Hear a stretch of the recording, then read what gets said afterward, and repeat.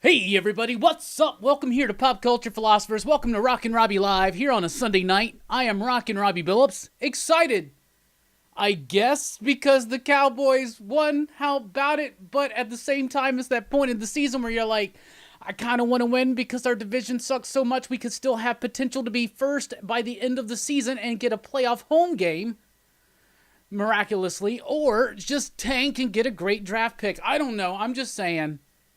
I'm in a good mood. What's up, everybody? Welcome here to Rockin Robbie Live. I'm excited to chat with you all tonight about comic books, movies, pop culture, and a whole lot more. We will be taking a look at our favorite comic books from last week.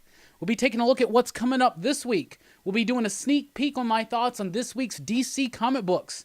We'll be talking a little bit about the future of DC Comics because that seems like it's going to be a reoccurring theme pretty much every single week. We got a Marvel in the 90s tonight.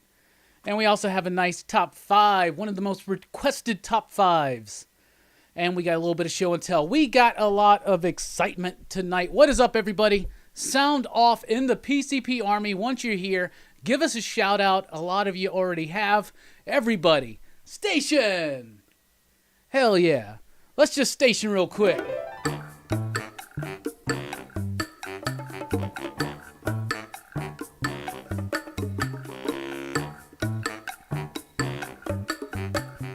All right, I do want to point out that you can follow me on Twitter at the Rockin Robbie. You can join the PCP Army, which is the official Pop Culture Philosophers Facebook group. And if you're on Facebook, you might as well follow Pop Culture Philosophers there. You can also do so on Instagram and check out popculturephilosophers.com for podcast blogs and a whole lot more. Plus, you can support the channel with a super chat tonight or join us over at patreon.com/PCP, like these fine people right there, as you see. And we got more names to add to that list as the month rolls on through. So thank you guys so much for your support and everything that we do here. We are Pop Culture Philosophers. We're going to have a good old time tonight. Look at all those stations. We got so many people in here. Bruce, Herminio, Atari, Jacob, Taki, Zombie, Ricky, Eddie. I'm going to lose everybody. Robbie has one of my top 5 all-time favorite back issues there. You talking about Amazing Spider-Man 361? Oh, that little thing. Anyway, what's poppin' comic book therapy? How are you doing? What's up, Sleepy Reader? How you doing, buddy? How you doing, Damien? What's crazy is that somebody could win the NFC East with 5 wins. It's just what's crazy. What's up, 1-2? How's everybody doing? If I missed you, shout out again. This show is driven, fueled, if you will, by your questions, your comments, your thoughts, all that stuff. So get them in. Let's get this conversation going. A couple of announcements. Not too much. But Kat Kalamia was going to be on the channel last week. Some stuff happened where we had to postpone that. That's actually going to happen Thursday, December 4th. I think December 4th is a Thursday. Let me double check that real quick. But it will be a Thursday. Not this Thursday, but the following Thursday, which will be December 3rd. So December 3rd will be the interview with Kat Kalamia.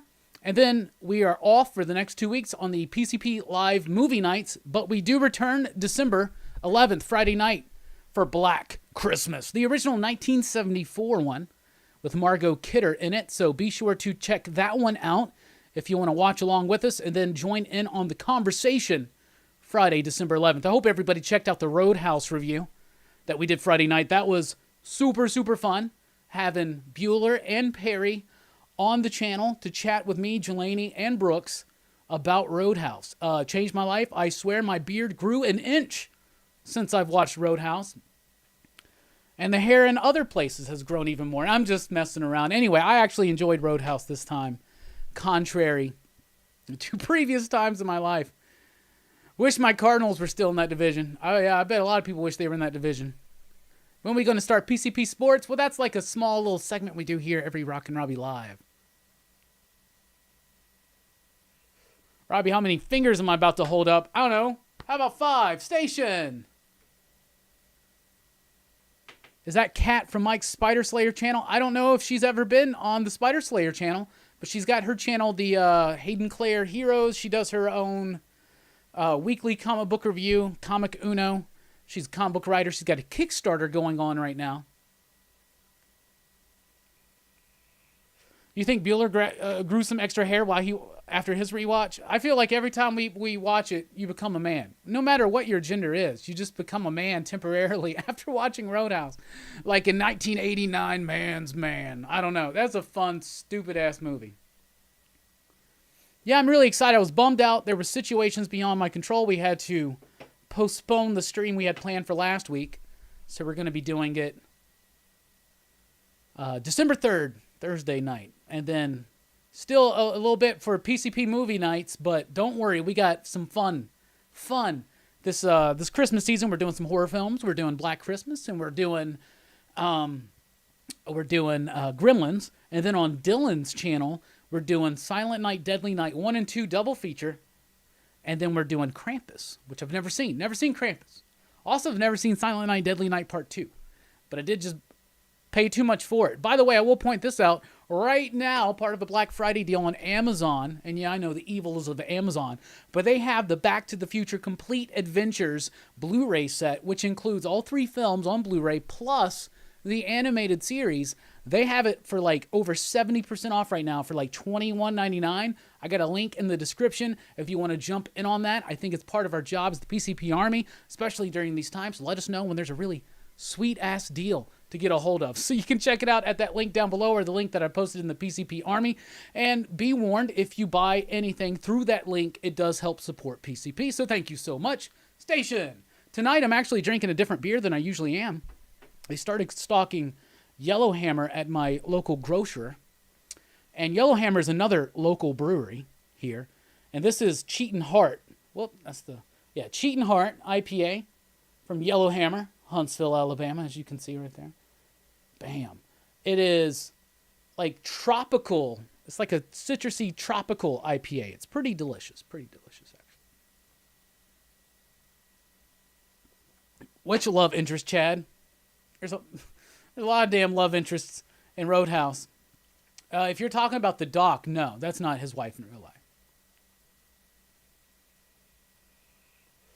Oh, Ace, we have special plans for Die Hard.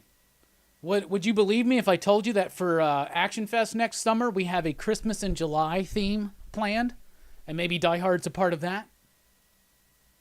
So, but yeah, no, this Christmas season, we're going straight on horror. And then we're doing Christmas action films in July of 2021. And then maybe next Christmas we'll actually do some real fucking Christmas movies. Who knows? Speaking of all that, I was on a podcast this morning. It will be debuting December 1st. I'll let you know about it. You can find them on Podbean, on Spotify, everything. It's Geeks Unleashed. Mark and Jasmine, 2 super cool, awesome comic book fans that they used to run a website back in the day, and then they kind of dropped out of that. The website was successful. They came back not too long ago, I think this year, with a podcast. They do a weekly podcast, but they also do a monthly podcast. It's kind of like a Book of the Month club, and this was their 3rd episode. Like I said, it debuts December 1st, and we talked about Scott Pilgrim's Precious Little Life. That's the first book in the Scott Pilgrim saga. I was very honored to be invited on that. Now, the first ones they did were Mouse, and then V for Vendetta. And so I was like, wow, I get the easy one. But it was super, super fun, and I think I'm actually going to be on their little Christmas party podcast. That was a real fun time I had this morning, chilling with Jasmine and Mark. And I can't wait for you to hear the podcast. And if you've never watched if you've never read Scott Pilgrim Volume 1, Precious Little Life, I highly encourage you to do so, because December 1st, that episode will drop. And, of course, I will share it on all of our socials.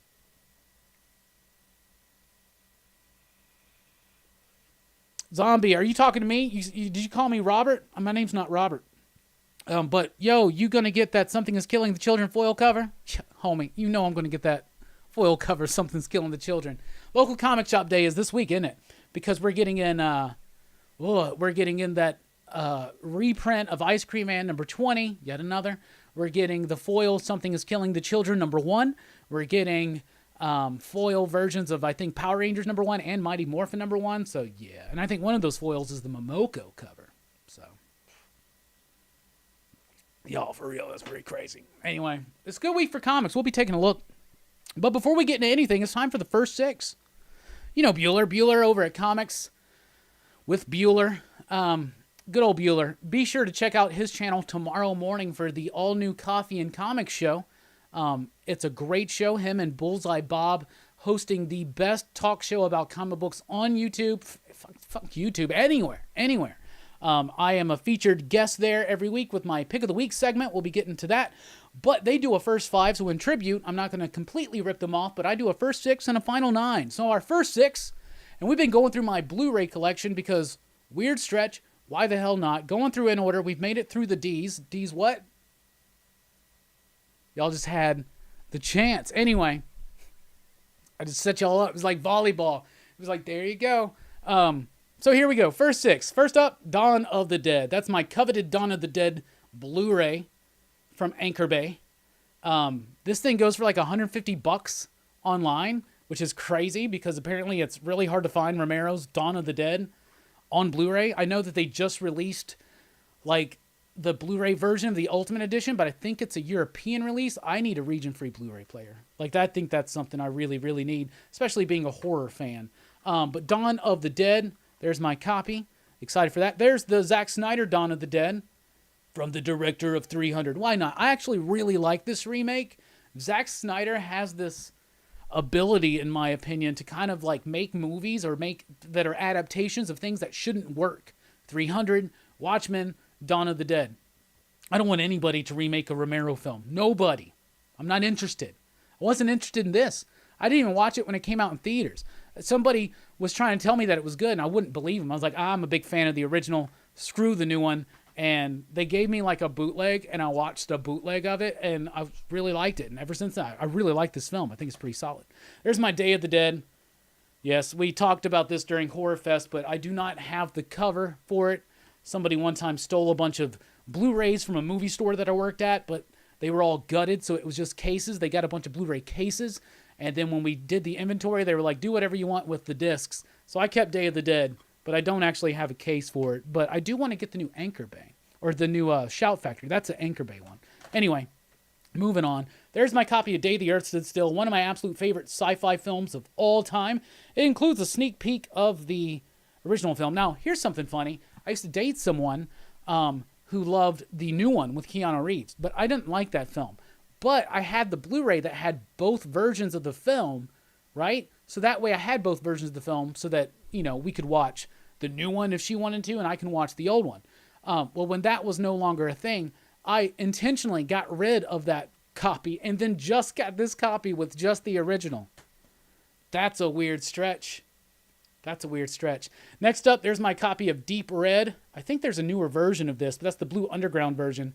Deep Red, Profondo Rosso, Dario Argento, Giallo, masterwork right there. I love that film. And more George Romero, there's Diary of the Dead right there. A film I really liked when I first saw it, but when we did the Romero Zombie Night for Horror Fest this year, that was like one of the weakest ones. I was so disappointed in that film. Yes, Ricky, we are doing a Marvel in the 90s tonight. That will be at the end of segment 2. That's when that's planned.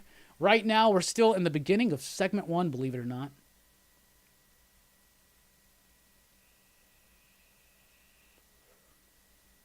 Still distracted by that beauty back there, and yeah, the castle's cool too. Yeah, I got this new thing where I'm going to keep the Castle Grayskull behind me, but I'm always going to have somebody new conquering it. It's like my new thing. Like when I pose it in my house now, I always have somebody new. This week it's Lex Luthor. Lex Luthor owns Grayskull this week. Because why not? Hey, Jim Mint's in the house, everybody. Station for Jim Mint.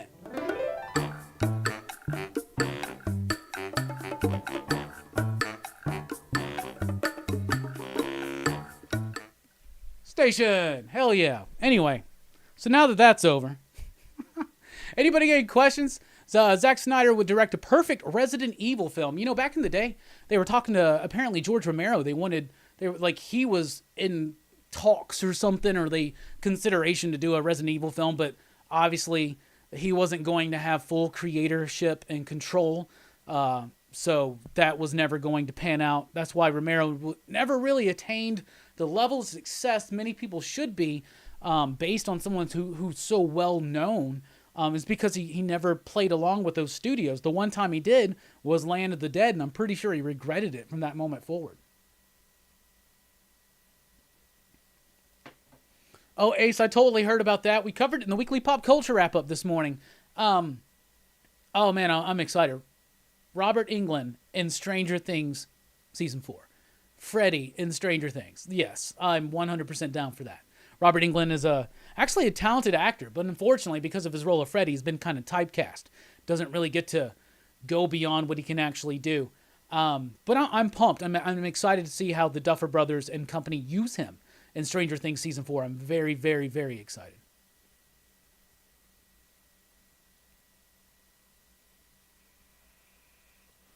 I've been missing Jim Mint's Sunday morning live streams lately, and I regret it because I used to check him out for a little bit, but I've just been... Today I had that podcast, and last week I was busy. I'm ready to get back in that. X of Swords ends this week, Jim Mint says. Will they stick the landing? Well, I was actually about to shoot you a message this week and be like, do you want to do something about Ten of Swords now that it's wrapping up, right? But I know it's busy with the holidays this week. But I think they will, because the person responsible for the ending will be, I think, Hickman, right? With the destruction. But man, they've got to do some work, because I love Ten of Swords, the first half. All the quests for the swords, all the character building from all the new characters in Arakko. I love every inch of that. And then when the sword fights start, like in the middle of that damn dinner party, it's like someone cranks up the Benny Hill music and like, what the hell starts happening? They're not sword fights, it's arm wrestling, it's foot races, it's drinking competitions. What? It's so stupid, so silly. And then in the last issue, I thought there was some... We actually got some sword fights this last week that I thought were pretty awesome. I liked the Gorgon bit, but I thought it was a kind of a cheap way to get the score even. And of course, it all gets set up for Apocalypse and Genesis coming this week. I think the Apocalypse... So we got 3 chapters this week. We got Excalibur by Teenie Howard. We got X-Men by Hickman. And we've got X-Men Ten of Swords Destruction by Hickman and Howard. I think the Excalibur book is probably going to suck, because those have been some of the worst, I think, in Ten of Swords. So I don't think it's going to be that good. I hope the actual fight didn't happen there, but I'm not sure if the X-Men... I don't know the order, actually, of story-wise. But I think the X-Men one's going to be really good. I hope so, because every issue of X-Men by Hickman so far, for me, has been really good. And I think the Destruction one's going to tie it together. I think the ultimate end is the unification of Arakko and Krakoa and... what's the name? Oraco or Oracoa or something like that. I think we get the unification, and I think some of these characters from Arakko are going to not only survive, but now be part of this new reunited mutant society. Solemn, for instance, is probably definitely going to still be a big deal. You know that Percy has already talked about how Solemn's supposed to be like the next arch enemy for Wolverine. Arch enemies? For Wolverine, so I think that's an exciting thing. So I think some of these characters are going to make it through. I wouldn't even be surprised if 1 or 2 of the Horsemen. Probably War. Yeah, probably War if I had to guess, because I think there's still a lot up there to talk about with War. Well, that's all on Gorgon, though, right? Like, I think it's awesome that the only one that could really get some solid points for Krakoa is Gorgon. But the rules is so silly. Like, I thought just like everybody else, I thought there were going to be 10 fights, and there you go. And like I was expecting death and big time things, and we'll see what happens. This whole story to me is actually about Apocalypse, right? And so all of the stuff leading up into it really lent itself to build up this mystery of this past of Apocalypse, who his children are, who his wife is. And I think it's awesome. I think all those characters are great. In fact, everybody's about Punchline and Robin King, but my favorite new character of the year so far has been Genesis. So I hope that I really hope they stick this landing, because yeah, I really hate Excalibur too.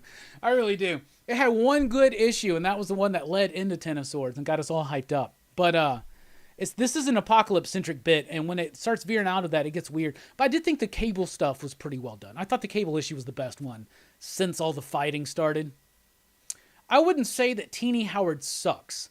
I wouldn't say that. Teenie Howard's been doing some really, really clever stuff, because I think, I don't know this for certain, but I'm pretty sure Teenie Howard is a practicing witch or Wicca or whatever, right?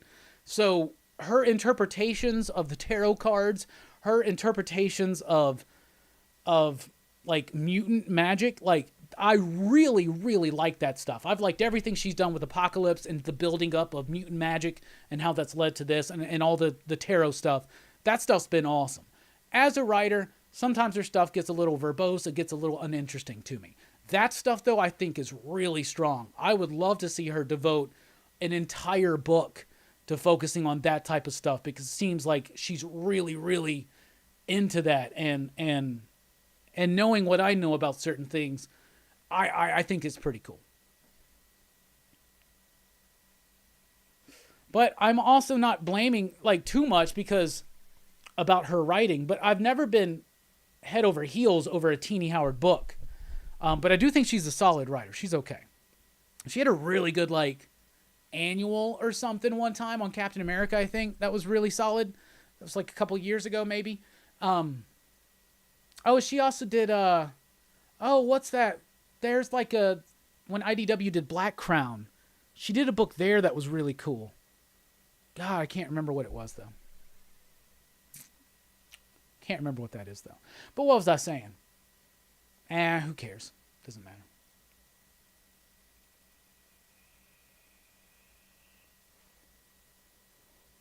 What's up, Dragon saying slots? What's up, D-Mets?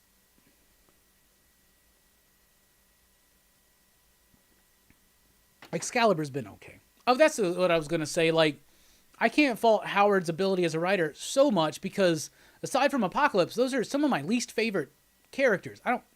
Captain Britain, the only time I've ever been interested in Captain Britain was when it was the Alan Moore stuff.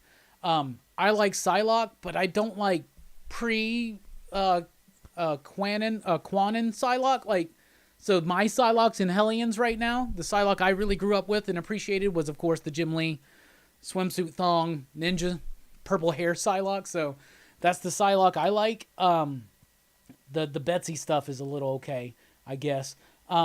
I think the Otherworld stuff's been interesting. I think the usage of Saturnine's interesting. Because I liked her to a point when I was younger, but I never really got like the level of it. But we're getting some crazy level with it right now. But Gambit and Rogue, like, they're all right. I actually like the Rogue and Gambit stuff that Kelly Thompson did, but that's probably more so because I just like Kelly Thompson's writing. Yeah, maybe Kelly Thompson should be doing an next book right now. But she's doing some stuff. Captain Marvel, Black Widow. Her Black Widow book's really good right now. I wish she'd get back to something more like that Kate Bishop Hawkeye. That run's monumental. Then again, Black Widow, in the last issue, started kind of kicking up the innovation a little bit. Not that they were doing something new, but that they were doing something extra. So I thought that was cool. Apocalypse and Jubilee are my favorite character. I've never been a Richter fan. I like his action figure because he had that thing where you would wind him up and he would just vibrate. That was a weird action feature for an action figure. Like, what can you possibly do with that? But I don't have one of those anymore. I need to get that Richter figure again. Do anybody remember that Richter figure from Toy Biz? I love all these. I mean, surely if you've been checking out this channel at any amount of time, you know I love Toy Biz superhero toys. What's up, Real Yancey? He just D's nuts me. I wonder if you're watching back like before. That's interesting.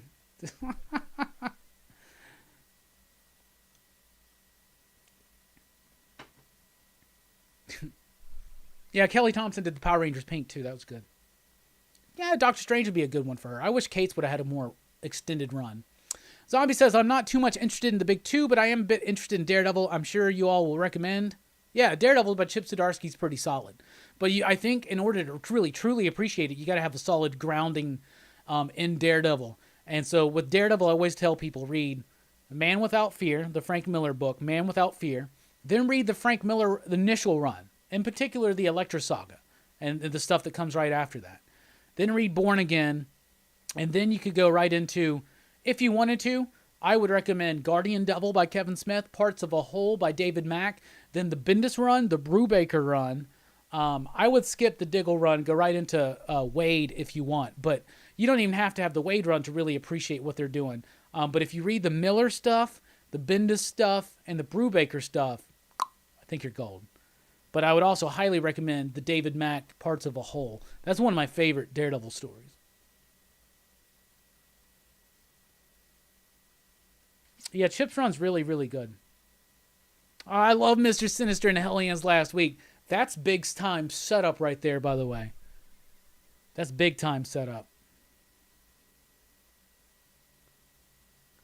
Robbie, could you touch on conspiracies tonight? Have a good show. Cardstock variant, you missed it. Last week was the Teen Dog Shades night, but you never know what will happen later as we get into the stream.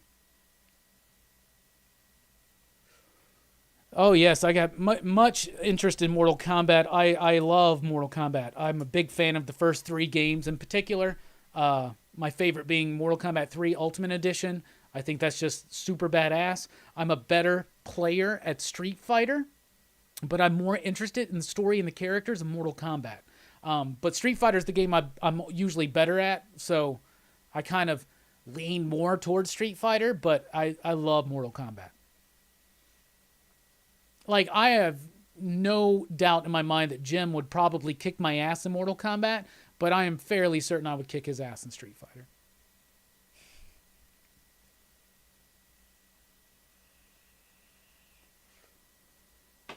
Like, I would just called him out on a stream, challenging him to Street Fighter.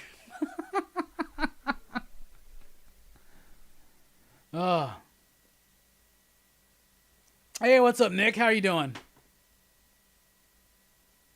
Oh, Jim's like, oh, I don't know, Robbie. I'm pretty OP in both. All right. I'm going to start practicing my Mortal Kombat. You know one day we're going to be in the same area, homie. It's going to go down, man. We definitely got to film a video for it when it happens. We need to get Bueller involved. We'll just trash him. I bet he's like, what's a Street Fighter? I always treat Bueller like he's so old, but he's literally like just a few years older than me. That is the Roadhouse talking. You watch Roadhouse, all of a sudden you see Jim in on your stream, you start talking shit about his skills in Street Fighter, and you don't even know how good he is. No, me and Jim, every time we talk, the conversation always winds up going to fighting games. And we were talking about that today on that podcast, Geeks Unleashed, that was at. Like I said, that episode comes out December 1st. We were talking about Scott Pilgrim, and it's heavily influenced by fighting games.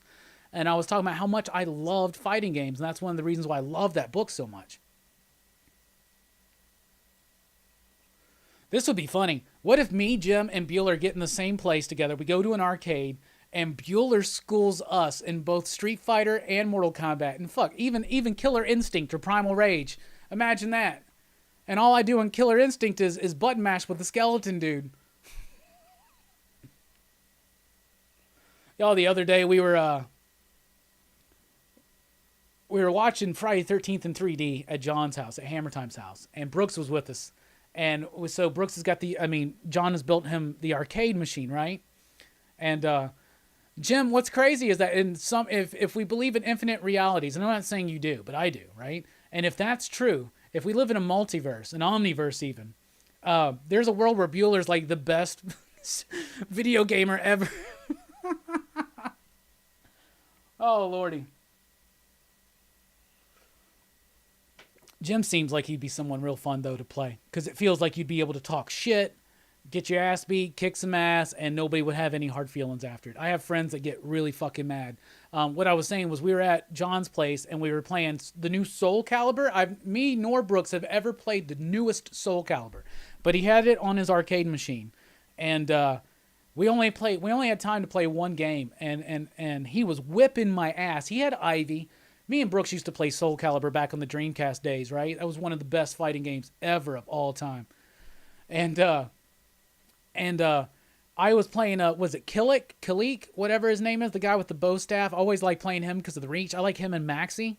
And And so I was playing him, and Brooks was kicking my ass. He was about to win. And then I just came up strong. I started talking a little bit of shit, and I just started whipping ass, and I won. And Brooks got really pissed. And Brooks is the guy that when you get pissed, he'll fucking break something. He gets really mad, which is so crazy. Brooks is the coolest, chillest dude, but if you beat his ass or get him frustrated on a video game, he will fucking get so pissed. He won't even play me in air hockey anymore. So there you go.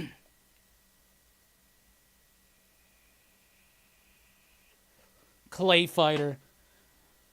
There you go, Herb252. Throwing it back to Clay Fighter. Hell yeah. They pushed back the MVC Arcade 1-Up. Ah, yeah. I was all down for getting one of those 1-Ups. And then, like, when John built his machine, I was like, how much did that cost you? And I was like, that's the price of like 2 1-Ups. And he can load any game he wants on there. Excuse me. He's got an actual like arcade, full-size arcade panel on there, of which he warned me and Brooks to take it easy when we were playing Soul Calibur, because we were like, we didn't know, it's been forever since we played Soul Calibur, so we were just fucking like crazy. He's like, calm down, guys. Jesus.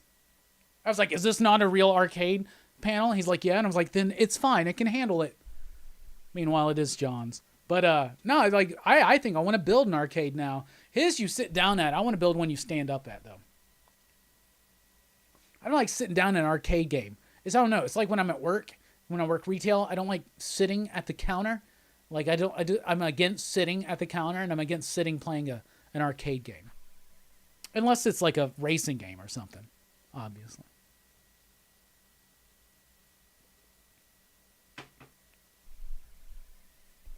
Oh yeah, John did, like, he bought like a Japanese arcade board or panel or whatever, and he built it himself. Like he got the parts. It's really, really nice. But I want one with like a marquee, a light up marquee. He didn't have a light up marquee, but his is dope. It's like a TV on this like arcade thing. It's really, really nice. Really nice. Yeah, Fable, I know that because he was talking to me about modding an arcade 1-Up, and I thought about doing that, but arcade 1-Ups are still kind of tiny, and so his is like a really nice size. But I don't know, I'm still up in the air. But I want an arcade machine right now. I'm cool with my emulator. Everybody comes over, we'll play some old school NES, and I got an Atari 2600 flashback, and that's really all I need. Like, honestly, I mean, I want a 64, to be honest with you. That's kind of like my next goal. I was going to try to fund a 64, and then everybody wanted to fund the Tomb of Dracula instead, so why not? But I'll get a 64 soon. We used to have some fun back in the 64 days. Conker's Bad Fur Day, GoldenEye. Some real good stuff. All right, y'all. It's time for the next topic. What was your favorite comic book last week? What was your pick of the week?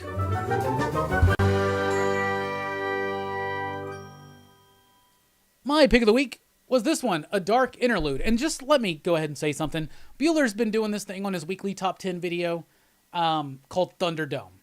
And we're supposed to give him our picks of like what we're most looking forward to. The book that if we only could buy one book without even really knowing anything about it, possibly for most times, what do we pick? Last week I picked Dark Interlude, and immediately Bob just came up ahead like crazy. Ran away with Thunderdome last week. Now, we are very close to ultimate victory on Thunderdome. So I picked A Dark Interlude, and I gave a shout out to the PCP Army, and I said, yo, we need your help. Now, Bob is still going to win Thunderdome this week, but the PCP Army vaulted us into a very strong second place, which does get us points, gets us closer. We're almost through Thunderdome, so please, everybody, go check out Bueller's video every Tuesday, his weekly top 10, coming up, and vote for PCP and whatever we pick. This week, we're picking Department of Truth number 3, because that comes out this week, and we're really looking forward to it. Dark Interlude is the sequel to Fearscape.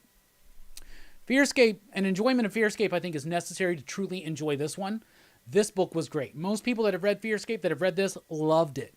What Fearscape did as a commentary on story, this does as a commentary on sequels, on franchises. And I think Ryan O'Sullivan is a brilliant writer. He's part of the White Noise crew with Alex and Ram and Dan, all friends of the show. Andrea Muti, Vladimir Popov, and World Design, I freaking love this book. We'll show you some interiors. So the Fearscape, the basic idea is this. Once a generation, the muse has to come into the world's greatest and find the world's greatest storyteller. Take the world's greatest storyteller into the Fearscape. There they will confront the mankind's ultimate fears for that generations and hopefully defeat them, and mankind can continue to exist. But in Fearscape, the muse doesn't find the world's greatest author, but the world's greatest plagiarist. And then a lot of things unfold, and then it all continues here in Dark Interlude. That is a sequel to Fearscape, but it's also a meta-commentary on why sequels are the way they are, why everything's a franchise or a sequel or an adaptation. This book is genius. This book is fantastical. It is sharp. It is witty. It is hilarious. It is satirical. And I freaking loved it. Loved it, loved it, loved it. So what was your pick of the week? What was your favorite book last week? And if you read it, what did you think of A Dark Interlude? What was your pick of the week?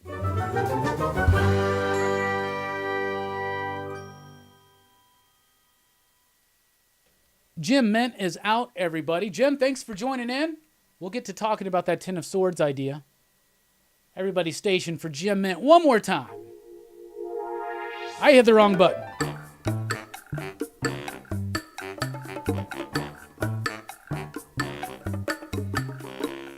All right. Let's see what everybody's picks of the week were. Dun, dun, dun, dun, dun, dun, dun, dun, dun, dun. Easy Reader says, We Live #2. What a great issue. I think it was even stronger than issue #1. And without spoiling it, but if you read We Live #2, was that not like a shocking-ass moment? Oh, my goodness. Was not expecting that. Comic Cats says, Ice Cream Man always. That was a great one. Fable says, We Live #2. The Cerebro says, Venom 30 was fire. Something is Killing the Children was great as well. Jay Nunya loved We Live #2. I love seeing the love for We Live. That's such a great book. The Miranda Brothers. Like, what else have they done? I want to check it out because this book is freaking awesome. What's up, Comic Book G-Spot? Eric says, Once and Future was pretty great. Yes, it really, really was. Jay says, Stillwater #3, another great one. We Live was amazing, says Josh. Did not see the things that were coming with the group leaders. Had my jaw dropping. Me too. Cerebro says, yes, Stillwater 3 was great as well. Christopher says, I read a French horror graphic novel from a Boom imprint called The Man Who Came Down the Attic Stairs. Different but solid.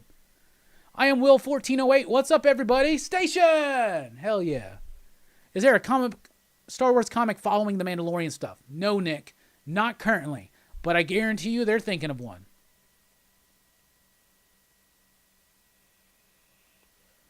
Eric says, to everyone who recommended Packnadell books last week, thanks. Read Arcadia, and it's fantastic. Is Arcadia not fantastic?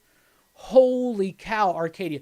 You'll like Turncoat then, and Friendo. Those books are really, really solid. That's my like sci-fi trilogy. And I think Strickland read all of Red Fork and really liked it. I still haven't made it all the way through Red Fork. My plan is to read all of Red Fork tomorrow because I'm going to start doing these videos for the TKO books for Wave 3. Arcadia is great, though. It's kind of like a little bit Matrix-y in a way, but it's not Matrix, but it's its own thing.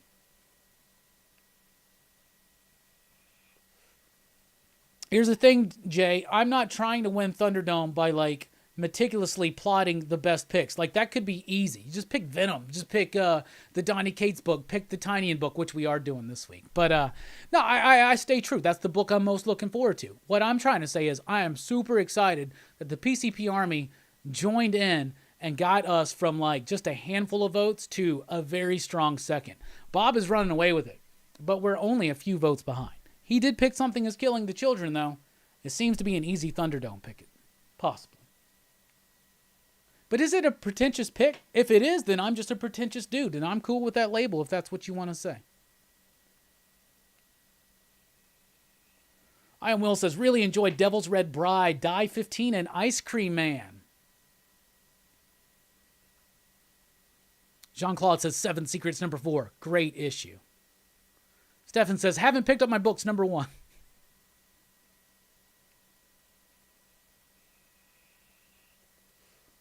Fable's really been enjoying the Star Wars books. Yeah, I dropped out of all the Star Wars books, but everybody keeps talking about that damn Vader book. Maybe I should get caught up.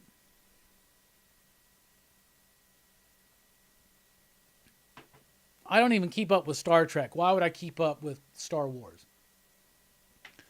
I like buy the Star Trek books and then I never read them until like way later. Way later, man. Yeah, brother.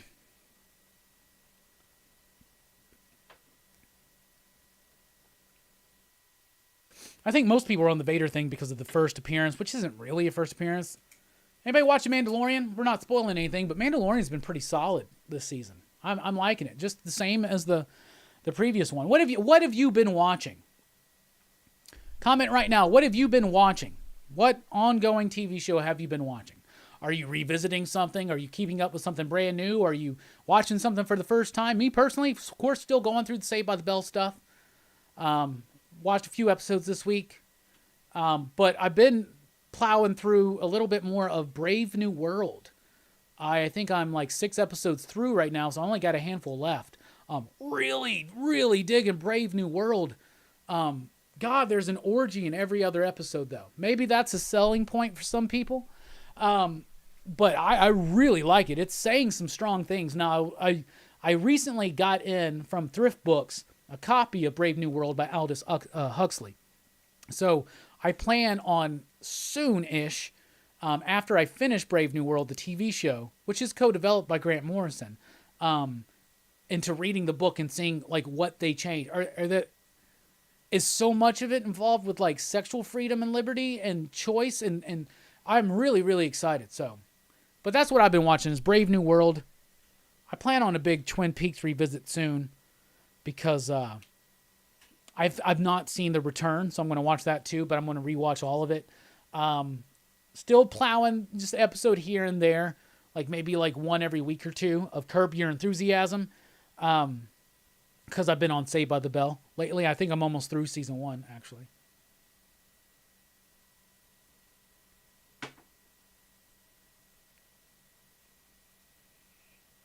His Dark Materials, yeah, just started season 2. I loved season 1, but I haven't started season 2 yet because I want to get through Brave New World because I'm keeping up with Mando right now, and I just watched the new one like last week. I'm always like a little bit behind. But Mandalorian's been great, but I'm really pumped to check out His Dark Materials because all I've ever seen is Golden Compass. I haven't read the books. So this is like, it's all fucking new to me now, and I'm really, really excited.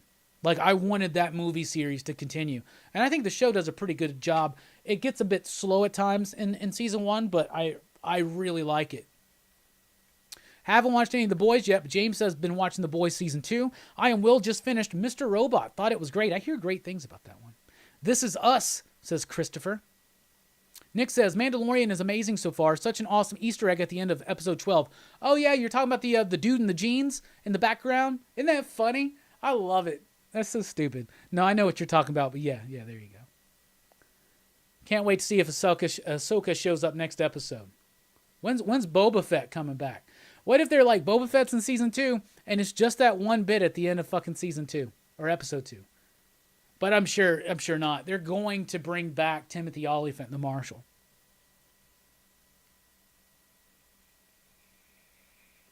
How To with John Wilson, Stefan says. HBO Max. Also says Mr. Robot is fantastic. Fable's been watching Wonky's 80s movies since Roadhouse. Just watch Return to Oz.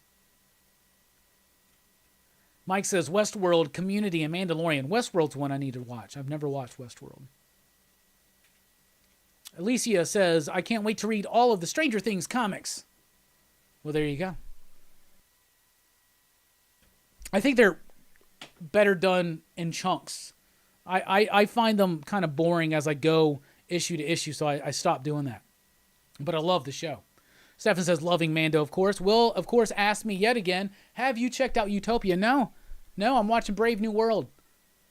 I'm not trying to do too many at one time. Brave New World and Saved by the Bell and a little bit of Curb. And that's pretty much... I've also been rewatching In Search of Darkness because people that backed it, the crowdfunding, they've started getting season 2 or part 2 in. And I'm so jealous.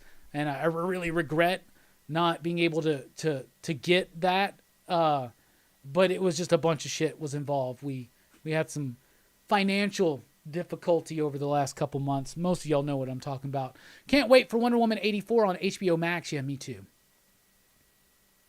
Yeah, me too. Ken's been watching Discovery and FTWD, Fear the Walking Dead. There you go. Trying to figure that out. Not out yet, but really looking forward to The Stand. Me too, Eric. Oh, there's 3 seasons of Westworld now? I thought there was just 2.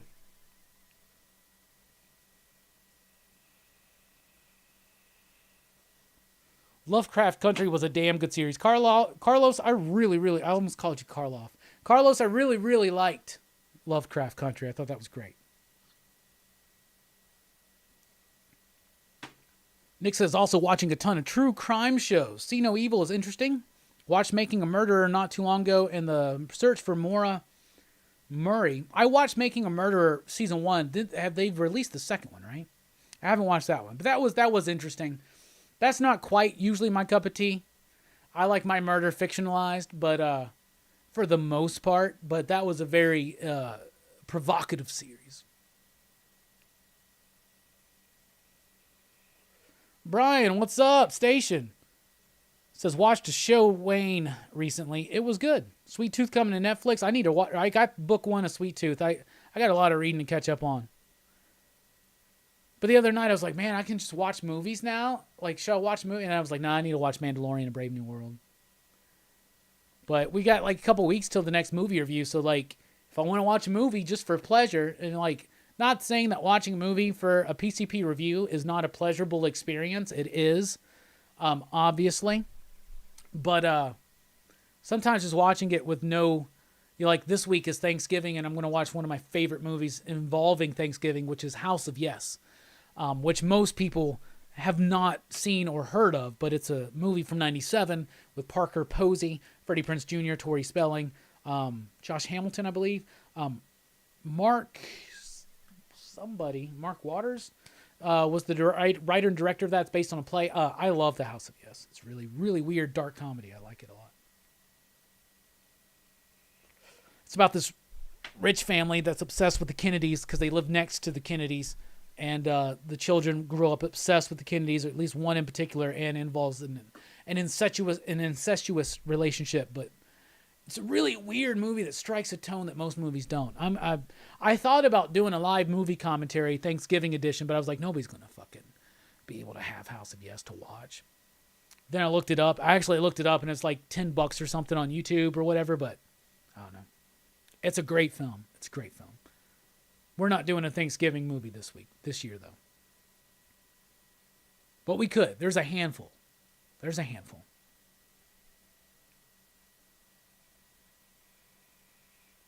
Flaming Carrot says, Infinity Train is a fantastic show. Just started watching it. So far, my favorite show of the year has been The Midnight Gospel.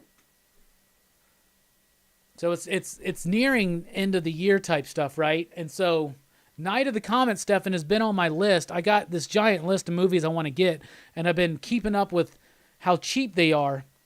I just bought that Back to the Future set, and I bought the Silent Night, Deadly Night ones so that we could do it for the review.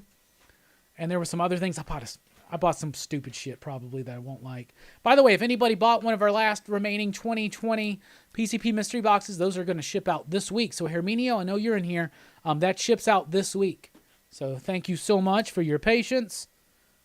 And I'm still working on your Mike Myers versus Tapeworm Boy.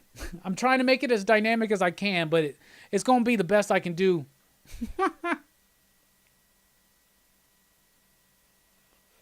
We have to get Rockin Robbie to watch Hardcore Henry. He's never seen it. Well, I'll tell you what, Ricky. Hardcore Henry, we hit $25 in Super Chats tonight. I'll watch it this week. Guaranteed. 25 in Super Chats tonight. I will watch Hardcore Henry this week. And we'll talk about it next time. And remember, all Super Chats are going to the Tomb of Dracula right now. We're about to take a look at what's coming up in comic shops this week. Some pretty solid books coming out. I had my list pulled up, and then it's gone.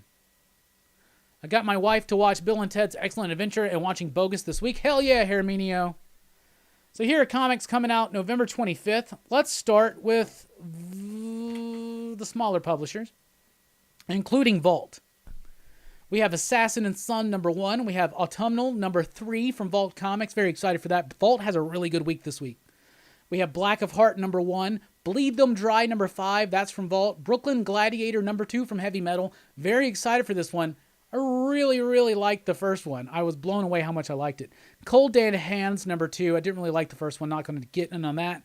Devil's Highway #5. I believe that's the final issue. Dryfoot #3 from Mad Cave. Fish Kill #2. I Walk with Monsters #1 from Vault Comics. I didn't do an advanced review. I probably should have, but I've read the first 2 issues of I Walk with Monsters. The latest from Vault's Nightfall line is written by Paul Cornell. It is really freaking good. Really freaking good. Horror fans definitely need to check this one out. I did a blurb about it on Twitter like a few weeks ago, but I Walk with Monsters is super solid. I've read the first 2 issues, and it is great. I highly encourage you to check that out. Kaiju Score #1 from Aftershock. The Plot #7 from Vault. Rick and Morty Ever After #2. Rick and Morty Presents Jaguar. One shot. That's going to be cool. Sabrina Something Wicked #4. Stargazer #3 from Mad Cave. Been loving Stargazer. Sun Eater #2 from Heavy Metal. Sympathy for No Devils #2 from Aftershock. The Red #1. Touching Evil #10. Wasted Space #17 from Vault. One of my favorite comics. Very excited for that. Exo Manowar returns with issue #2. And Yasmin #4. From DC Comics, and we'll be doing a DC sneak peek in segment 2. We have Action Comics 1027. Batman Beyond 49. Batman Superman 14. Batman White Knight presents Harley Quinn #2. Dark Knight's Death Metal, The Multiverse Who Laughs one shot. Detective Comics 1031. John Constantine Hellblazer #12, the final issue. Justice League Dark #28. Legion of Superheroes #11. The Red Hood #51. Suicide Squad #11, the final issue of Tom Taylor's Suicide Squad series. Flash 766, The Last God #10, The Other History of the DC Universe #1, and Wonder Woman 767. I saw somebody say something. Nick said, was it Nick? Nick, did you say that you heard bad things about Bill and Ted Face the Music? Bruh, let me tell you this. If you love the Bill and Ted films, you will love Face the Music. Me and the rest of the Excitable PCP crew, we are the biggest fans of Bill and Ted. Station! You gotta watch Face the Music. Face the Music is, pardon my French, fucking awesome. I highly encourage you to check it out. From Image Comics this week, we have Chew #5. We have the Coffin Bound trade paperback for Volume 2. Dear God. So if you've been trade waiting Coffin Bound, there it is right there. We have Department of Truth #3, our Thunderdome pick of the week. So be sure to check out Bueller's Top 10 video on Tuesday and vote for PCP/Department of Truth. We have Philadelphia #10. Ice Cream Man #20, a new printing for local comic shop day. All that stuff starts coming out this week, y'all. So get ready. Monstrous Talk Stories #1. Nailbiter Returns #7. Rat Queens #23. I believe that's the final issue. Savage Dragon 254. Scumbag #2. Scumbag's going to have a different artist in each issue, I believe. Spawn 312. Tataris #7. That book's still going. Wow. Undiscovered Country #10. Pretty decent week from Image Comics. From Dark Horse, Colonel Weird Cosmagog #2 from Black Hammer. That's awesome. Stranger Things Science Camp #3. Witcher Fading Memories #1. That's a show I haven't watched, The Witcher. Is it good? Let me know. Station. Hell yeah. Every time Station. I don't do it every time I see a station, but most times. From IDW, we have Marvel Action Chillers #2. Snake Eyes Dead Game #3 for Rob Liefeld fans. There's a few of you out there. Sonic the Hedgehog Bad Guys #3. Star Wars Adventures #2 with a great Francisco Francavilla cover. Teenage Mutant Ninja Turtles Best of Donatello one shot. Usagi Yojimbo Wanderer's Road #1. I believe this is continuing the Color Classics. I believe this is volume 2 of that. From Marvel Comics, would you guess that we have another Spider-Man? Yes, we have Amazing Spider-Man 53.LR. I'm already getting angry. I haven't even read it yet. Conan the Barbarian #16. Daredevil #24. That eases me up. Doctor Doom #9. Near the last issue, only one more left after that. Excalibur number 15. Falcon and Winter Soldier number 5, the final issue. Fantastic Four Antithesis number 4, the final issue. Maestro number 4, the penultimate issue. Marvel number 2. I don't know if I'm going to read that. I really don't know. Power Pack number 1 of 5. If I'm reading Power Pack, I may skip Marvel this week. Shang-Chi number 3. I might skip that one too. That's been okay. Not what I expect out of Yang. But his superhero work's never been as strong to me as like American Born Chinese, for instance, which is a fantastic book. Werewolf by Night number 2. I'm going to skip that. Ten of Swords Destruction number 1. Also X-Men. X-Men number 15 this week.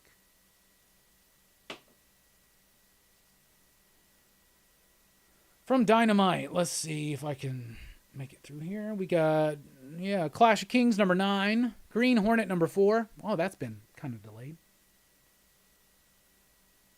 Vampirella number 15. From Boom Studios, we have Angel and Spike number 16. Dune House Andreides number 2. An original graphic novel for Firefly, Watch How I Soar. The second trade paperback for Ghosted in L.A. What a great book. An original graphic novel called Juliet Takes a Breath. Yeah, there's a foil cover for Mighty Morphin number 1. And for Power Rangers number 1. And for Something's Killing the Children, local comic shop day. We have Mega Man Fully Charged number 4. Unkindness of Ravens number 3. That's from Boom. And some multiple printings of Something is Killing the Children. And we only find them when they're dead. So that's what's coming out. What are you most looking forward to out of everything? That's what I judge my Thunderdome pick on. It's Department of Truth, number 3. Number 1 was great. Number 2, holy crap. What a dark-ass book. I loved it. But that's what I'm most looking forward to. What are you most looking forward to?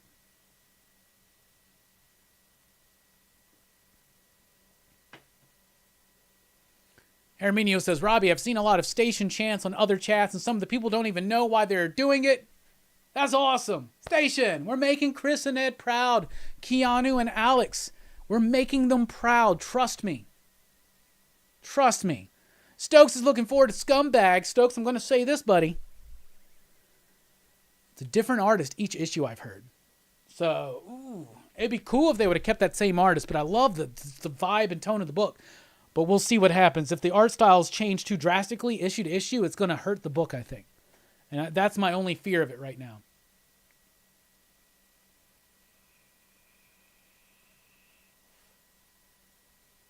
Why don't Batman trust anyone? Because everybody he's ever trusted fucked with it. Stefan's looking forward to Autumnal number 3. Jay's looking forward to this bong hit. You'd show me up, man. Yeah, Stoke, the first issue was great. I love Scumbag number 1. I'm just worried if the art style changes too drastically from issue to issue. Fable's down for Department of Truth. Yeah, Something is Killing Children, Volume 2 trade paperback. Bleed them dry, says Stefan. What's up, Miguel Poole? Travis says, I would have to agree with you, Robbie. My pick would be Department of Truth. So everybody, remember, Tuesday. And you still have time right now. You can go and vote for PCP right now in Thunderdome. I don't think we're going to win this one, because for every 2 votes PCP gets, we get yet another vote for Bob. He picks Something is Killing the Children. I get it. I get it.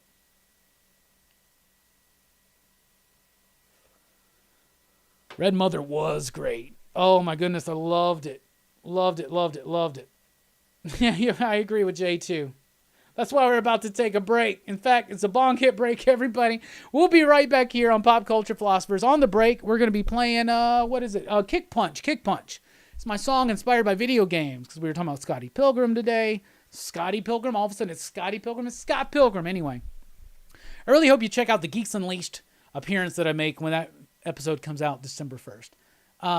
And remember, $25 in Super Chats tonight. I watched Hardcore Henry this week.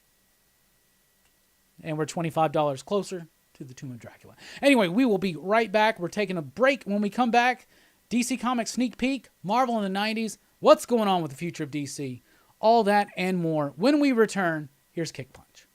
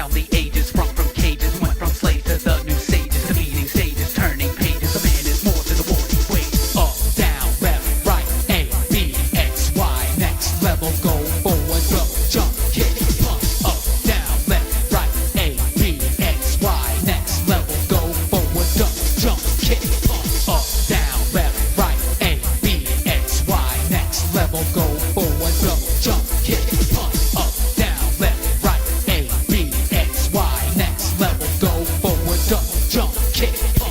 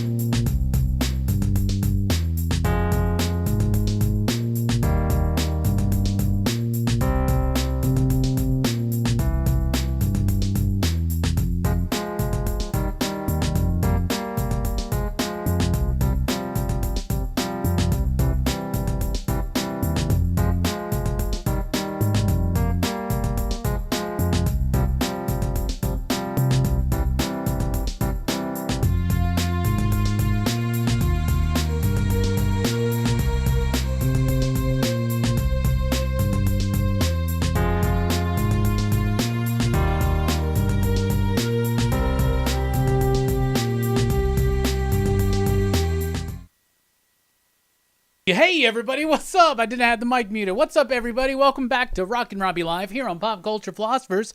I'm your host, Rockin Robbie Billups. Join the PCP Army, the official Pop Culture Philosophers Facebook group.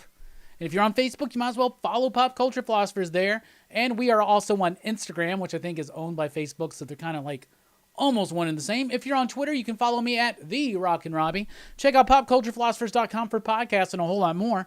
And if you want to support the channel, you can do so tonight with Super Chat. If we get $25 in Super Chats, I will watch Hardcore Henry this week, which I hear is pretty freaking good. And also, you can support the channel at patreon.com/PCP. We have more names to add to this list as December rolls through, but let me go ahead and run through them real quick. We got David fucking Hatch. We got Alex Bryaniak, Nelson, Reggie, Brian A, Brian C, DD Bullseye, Dunlaney, Eric, George, Hamburger, HC, James, Jason, Have, Jose, Josh, Kevin, Kurt, Kyle, Lewis, Mon Meat, Michael, Mikey, Nick, PDX, Doug, Fable, Robert, Tacky, Timo, TJ Wilson, to one and all.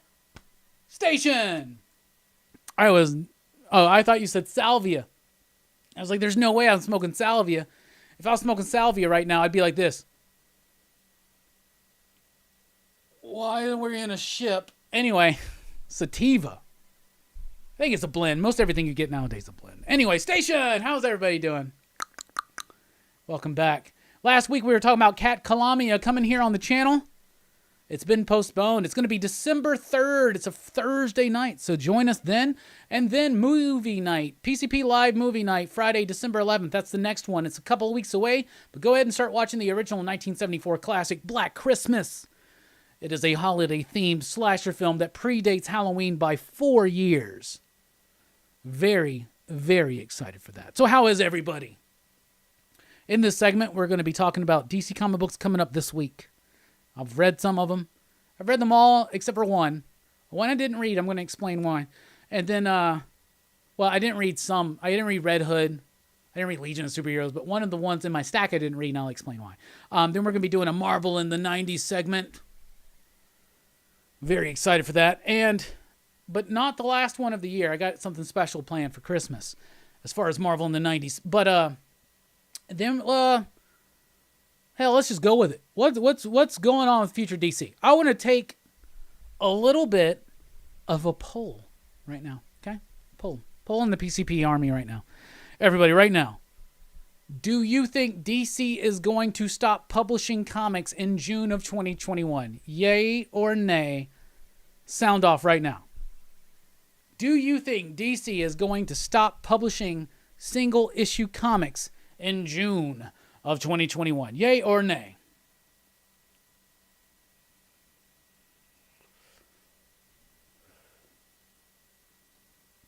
Arminio, I've been asked this a lot. Let me address this again.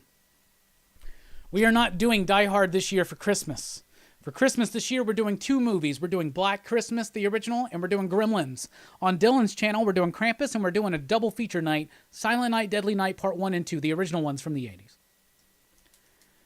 Die Hard will be featured, though, next summer in July of 2021 for Christmas in July, where we're doing 3 Christmas action movie reviews. Die Hard is one of them. I'm sure you can guess some of the others.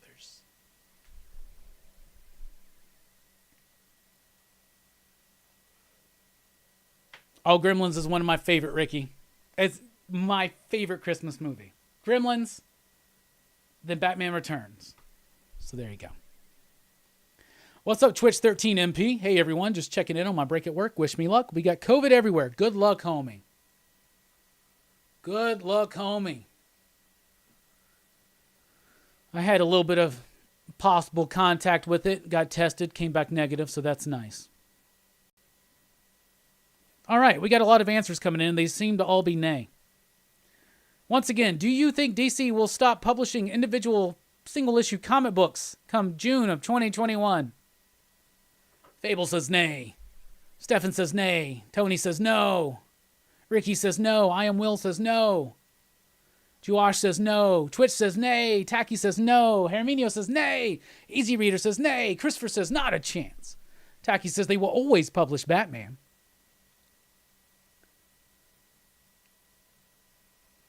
Ozzy says, nay, son. What's up, Robbie? Not much. What's up, Ozzy? How are you doing, buddy? I guess it's Aussie, not Ozzy. There you go. Stokes says, I think they will continue to publish not many titles, though, probably. Stokes, you're right on there. You're right there. That's what's going to happen. So this news has been all over. I keep getting asked about this. I get asked about this on the shop, at the shop. I get asked about this on the channel. Y'all, DC ain't going to stop publishing comics. Here's what's going on. Once again, Cheating Heart. Thank you, Yellow Hammer. Look at that. Like falling rain. Cheating Heart is a tropical twist on the classic IPA with a lush blend of Azaka and Mosaic hops. A passionate ale with a wandering eye. This southern beauty is hard to resist. What a weird way to describe your beer. I'm just going to say that. That's a weird fucking stretch. Yellow Hammer, that's a weird stretch, brother. All right, here's what's happening. So there have been a lot of cuts. Warner Brothers, they're losing money right now. Think about it. All these entertainment companies are losing money. Why are they losing money? There's no movies. They make a lot of money on movies.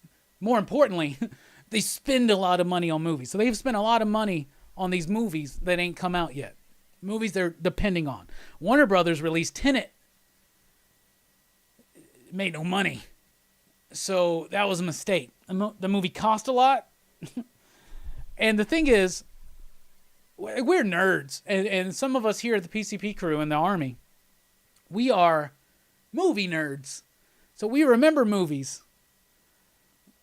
We remember weird things like Kissing a Fool starring David Schwimmer and Jason Lee. Why? Just because. We remember these things. A lot of people don't. They have a very limited span of knowledge or remembrance of movies. And it's because they dedicate their brain space to other things. And why shouldn't they? Right? What good is it to have thousands of movies in your head and thousands of comics? Well, I think it's pretty damn cool and good. So, station for that. But they'll forget about the MCU if it goes too long without another one. They really will, especially after Endgame. People will be like, oh, I thought that was over. You know? So, yeah, get Wonder Woman out. Why not? Get Black Widow out. Let's do it.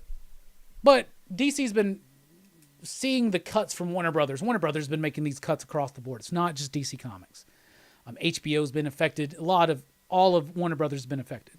So you see these layoffs and the shrinking of staff and the shrinking of the publishing line, which they announced months ago. They announced months ago that they were going to be shrinking their line. So they've been shrinking their line. We also knew that 5G was possibly going to happen. Dan DiDio got let go. That's not going to happen. 5G got turned into what? Future state. Just a 2-month event.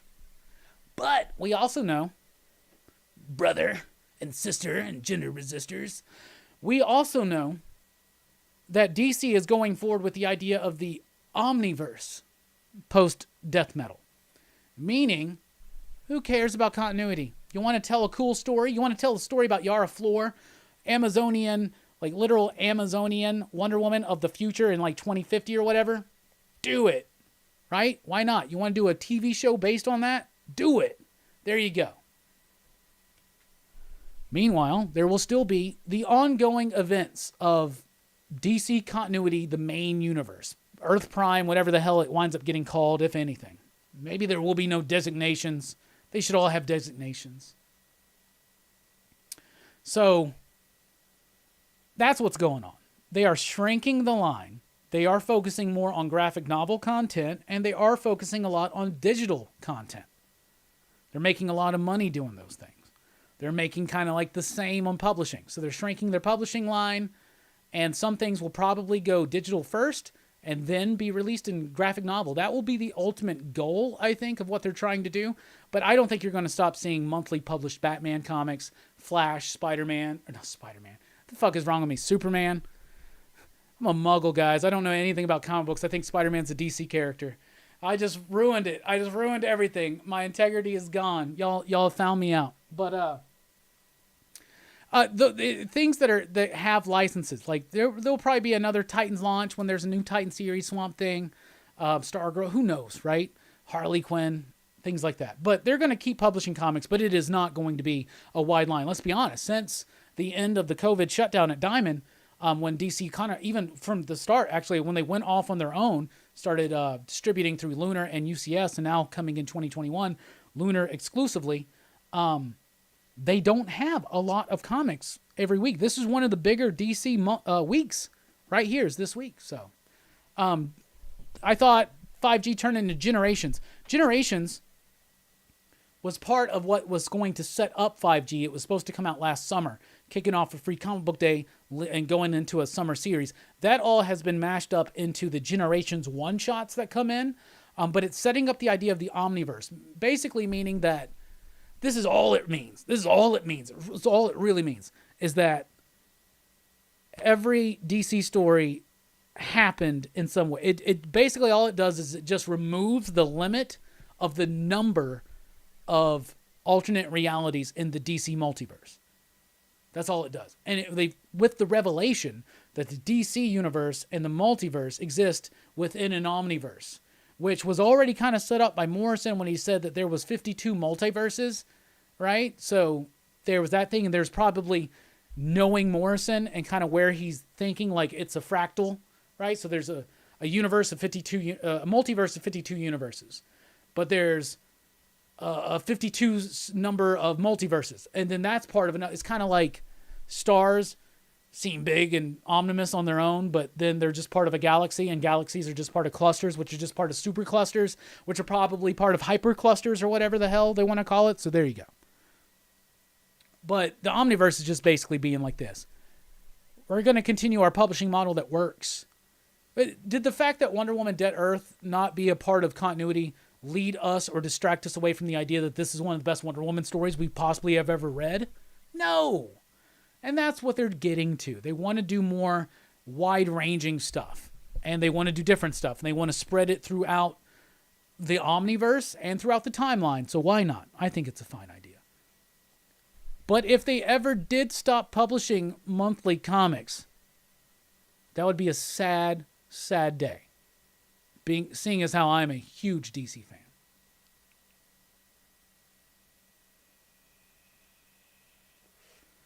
That being said, I'm really actually kind of pumped for some of these DC books. So this week, you're going to get this in your DC Comics stacks. DC Nation presents DC Future State.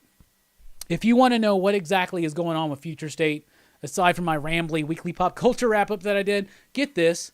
What it does, first of all, it's got a nice gatefold cover. Beautiful artwork. Is that Dan Mora? Looks like Dan Mora. Beautiful artwork. Some of the new characters. I like how the new characters are even though they're creating new legacy characters for the future, they're not replacing our characters. And we have these older versions. I love this idea of this older Superman that has been banished from Earth. I like that we have Connor. See Connor right there? And Jonathan doing their different stuff. We got some great creators. We got Sean Lewis doing some of the Superman books. I'm really pumped for that. We got Ron B doing Swamp Thing, Catwoman continuing. So this book explains like the world of DC Future State. So it talks about the Magistrate, which is going to be a big deal, which if you look at Detective Comics right now, that's what Tomasi's doing. He's building up the idea of what's going to lead to this Magistrate thing. So this has like interviews and like questionnaires, and it tells you about all the books. And at the very, very end, it gives you a checklist, a handy checklist that you can actually mark off and send to your comic shop saying that you want these books. So that comes out this week. It should be free. As you see, it should be free. If your shop tries to sell that to you, just holler at me. It's free. You'll have to pay for shipping though. But anyway, yeah, just whatever. But it's free. It should be out. It's out this week. That's going to be your guide to Future State, which is just a 2-month publishing gap, but it is heavy metal or death metal is going to be setting up the Omniverse. The idea of, if you read the last issue of Death Metal, they talk about how crisis energy ties the publishing line, because it kind of was a meta commentary. It ties the publishing line up into knots, and it decides what's important and what matters. And anti-crisis energy unties those knots, and every story that was ever written happens. And that is in line with, like, really what comic books are supposed to be. I love the idea of a shared universe and continuity as well. But every comic book is meant to be taking place the moment that someone's reading it. So, and every comic book is real. Every story is real. I think Grant Morrison would be proud of this idea. I hope that Grant continues to do work in DC post, because one thing that we have heard that's disconcerting is that DC is going to stop paying high page rates for really good writers, because they think that the strength of the characters overpowers the strength of the creators. I don't necessarily agree with that. I mean, ultimately, I do agree with that, because Superman is obviously more memorable and more powerful than any creator that's ever worked on him, whether it's Siegel or Schuster or John Byrne or Kurt Swan or any of that stuff, right? But you get your great stories because of your great creators who have a passion for those characters. Those characters almost, what you could say, embody the creators. But there you go. Station. How you doing, Kirk?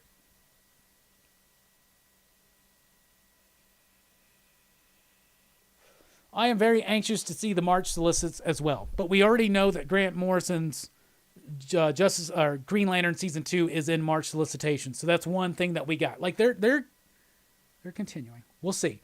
This will be an anxious year for DC in 2021, though. But every so often, I just want to address this one more time. Every so often, somebody's got to kind of do something to boost up views, make waves on YouTube. And usually the thing is to talk about the death of the comic book industry.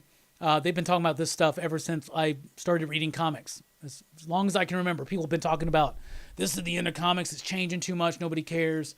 This is the death of it, right? So they've been saying that for a long, long time. And right now it's easy to pick on DC because they're making some really different moves than we're used to comic book companies making.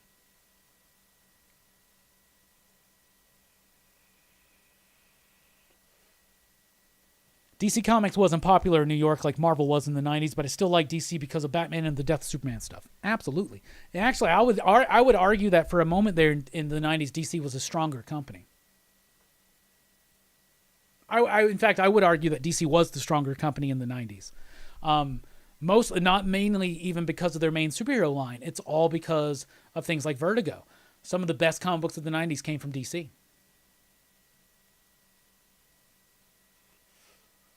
Taki, sales on Ten of Swords have been strong. So they've been very, very strong. They've been very strong on the main books like X-Men and the one shots, and they've increased the sales on things like Cable and Wolverine even.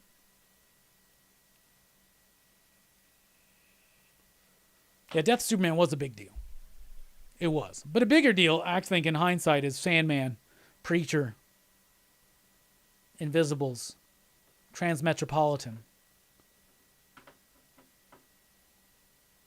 Yeah, Death of Superman blew my mind as a kid too. Back in the 90s, DC had better writers and Marvel had better artists. That's an easy way to... For the most part, I think that's kind of accurate to a point. But at the end of the 90s, Marvel had some really solid writers towards the end of the 90s. But that was also when the Quesada era was kind of starting. And he brought a lot of great indie talent over to Marvel.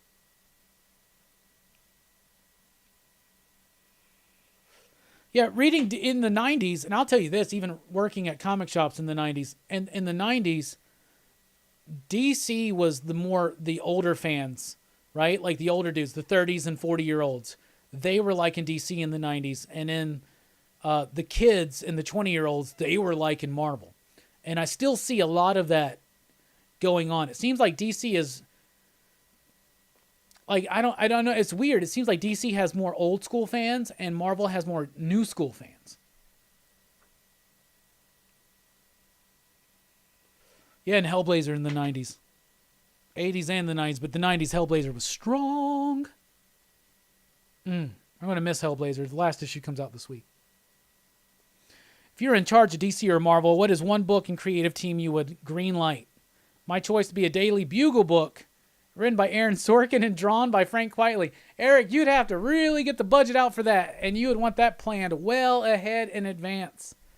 I guarantee you that book wouldn't be out on time. For me, I would, if I was like in charge, right now, I think we've talked about this before. We would put Ram V and Dan Mora on Superman. So we would do that. Over at Marvel, I would immediately take Donny Cates and put him on Spider-Man. Immediately. Like 100% immediately. I'd be like, Spencer, wrap your shit up. Cates is coming in.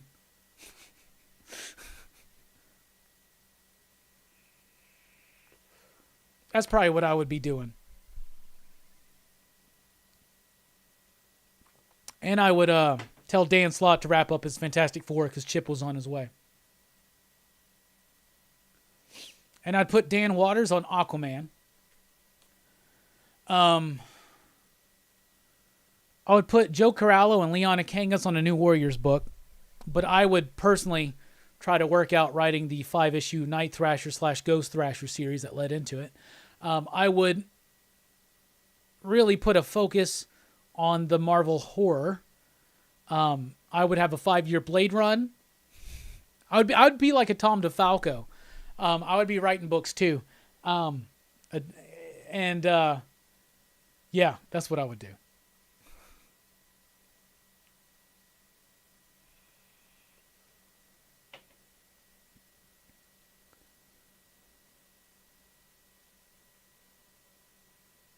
Didn't Marvel think that art sold books and that left writing language? Yeah, they did in the early 90s, but in the late 90s, they brought in people like Kurt Busiek. They brought back Roger Stern. They were still using Scott Lobdell. They were putting more of the focus back on the writers in the late 90s. But two different eras, for sure, is the early 90s and the late 90s. But that's what Image proved to everybody, was that the art was selling the books. That was one of the reasons why why Image was so successful in the beginning. 90s cartoons were the shit, though. X-Men animated, Batman animated, Spider-Man on a Static Shock, and Batman Beyond. Hell yeah. Where can we see sales of comics? Does any comic publish print runs? Yeah, they do. They all do. You can research all that stuff by just looking at the top 100. And you can actually find the numbers. You just got to Google it. I don't know a good site because I don't pay attention that much to that. I base most of my ideas. I mean, I look at the top 10s. I look at the top 100. And sometimes I'll look at the numbers. But the numbers can be inflated because they can be inflated with things like, well, they don't do it as much anymore. Marco Cicchetto on the artwork for Amazing Spider-Man. I was thinking, like, who would I team up? Because I wouldn't want to pull Stegman off of Venom. Stegman's already done Spider-Man. I think he's a better Venom artist than he is a Spider-Man artist.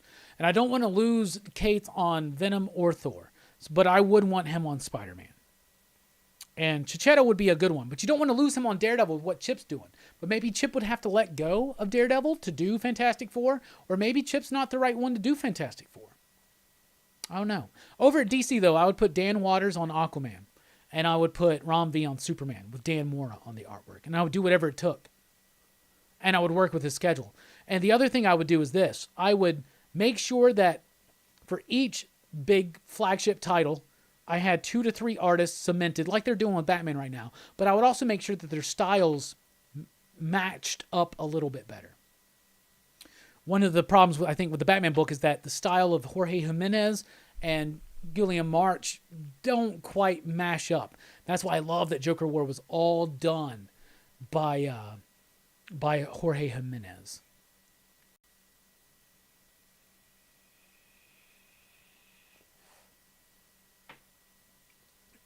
Taki, I think I'm wowed by Ram V's work with the heist on Catwoman, and I'm really wowed by his work on Justice League Dark. I think it's really solid. But you're not going to get anywhere near stuff like These Savage Shores or Blue and Green. That's going to be reserved for Ram's solo creator-owned work, and rightly so.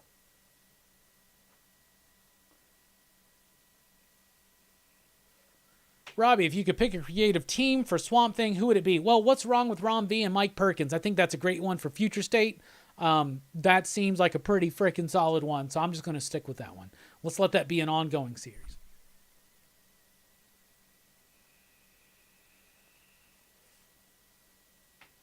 Alex Packnadell in Fantastic Four. Could be interesting. I would like to see him something more solo. I haven't seen Alex. I don't know Alex's desire nor ability to write a team book. I think he could do something good with it. I really do. For Fantastic Four, though, my pick right now would be Chip Zdarsky. But I would really like someone with a crazy sci-fi edge, like Alex, to come in and do Fantastic Four. But I don't know Alex's desire to write a team book.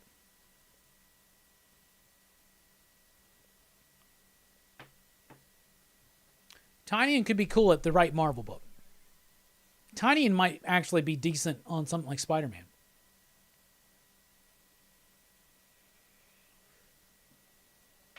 Bring in Ryan O'Sullivan for Moon Knight. I'd utilize the White Noise crew. I'd utilize a lot of indie talent. That's what I would do. If I was an editor in charge of the big two, I would bring in that indie talent.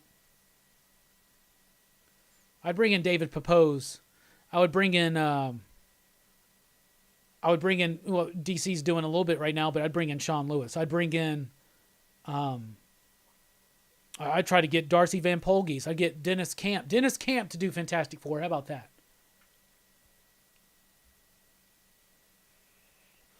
How good would that be? All right, y'all. Speaking of all these comic book stuff, it's time to get into our DC comic book sneak peek. So these are the books that I read from DC this week and that I'm going to be reviewing, what I thought about them. Batman vs. Superman, or Batman Superman, number 14.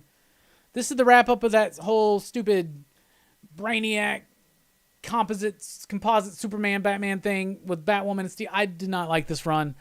I have been talking about how this book is directionless. It feels like it has no purpose aside from just depending on the brand. And this is leading me to the idea that, yes, DC is leaning heavy into the brand and not the creators. It is Josh Williamson, but it's just okay. It just feels kind of haphazard. We got Action Comics here, 1027. Cool, this is such a terrible book. I hate it so much. The only thing I like about it is it wraps up this whole Invisible Mafia thing. But let me tell you something. The Invisible Mafia was such a brilliant idea set up by Bendis when he first started writing Superman. That completely got ruined and wasted and ends in a really lackluster bullshit kind of way, in my opinion. But whatever. John Constantine Hellblazer, number 12. This is the final issue of Simon Spurrier's Hellblazer with artwork by Aaron Campbell. Great artwork, great coloring. That's Jordi Belair. A great story. It all comes together. Everything that's been building since the first issues, it comes to a head. It starts making sense. It is deep, it's dark, and it's great. And this is how Constantine should be in the comic books and even in the films and on TV. The artwork is freaking phenomenal. It's extra size. It's $5.99, but it's an extra size final issue. It wraps everything up in a nice, tidy bow. But man, I need some more Constantine in my life. Like Vertigo Constantine, and that's what that is. Detective Comics 1031. I feel like this book has found some direction in the last few issues. Mostly because it's focusing on this Damian Bruce thing, which it does here, but it also has this character of the Mirror and this guy running for mayor, and they're building up everything that's going to lead into the idea of the magistrate in DC Future State. So they're doing a good job of that. You got Avely on the artwork again. Looks great. Tomasi does a great job here. You got a great cover by Jorge Jimenez. And you got a little bit of Damian action in there. I thought it was a really solid issue. The Flash 766 wraps up this whole Ring Dr. Alchemy story. It's okay. It still feels filler. I know that I think this cat's the one that's doing the Flash Future State stuff. I don't know who's going to be doing Flash forward, like Flash from that point forward, but I hope it's a different team because it's been okay. But coming off of Josh Williamson is a hard thing. It's a hard run to follow. It really, really is. And I don't envy anybody that task. But this has been okay. And it wraps up the whole Dr. Alchemy thing decently, but kind of cheesy at the same time. Suicide Squad number 11, the final issue. Tom Taylor's not only done a great job with Suicide Squad, he's done a great job of building up these new characters, the Revolutionaries. And he sets up a perfect ending for this series, which actually, this run of Suicide Squad's got some major events, including the death of Deadshot. Like, that happened issues ago, and we don't really talk about it, but just see what happens in this issue. I really like these new characters. I think they wrap it up very nicely. I'm glad that they had this whole issue to kind of, because they kind of ended the whole run. They could have ended it last issue, but they give a whole issue to kind of establish the future of some of these characters, including Zebra Man. And I want to see these characters return. I hope Tom Taylor has a hand in it. That's been a fun run. Going to be missed. Justice League Dark number 28. This is one of the best issues of Justice League Dark that Ron B has done. This wraps up the entire Upside Down Man saga, which is a story that Ron B did not come up with, but he had to wrap it up after Tynion left to go do Batman. And he's done a fantastic job. A great focus on Zatanna in this issue. A great fulfilling ending, and I hope that the future of Justice League Dark with Ron B is bright.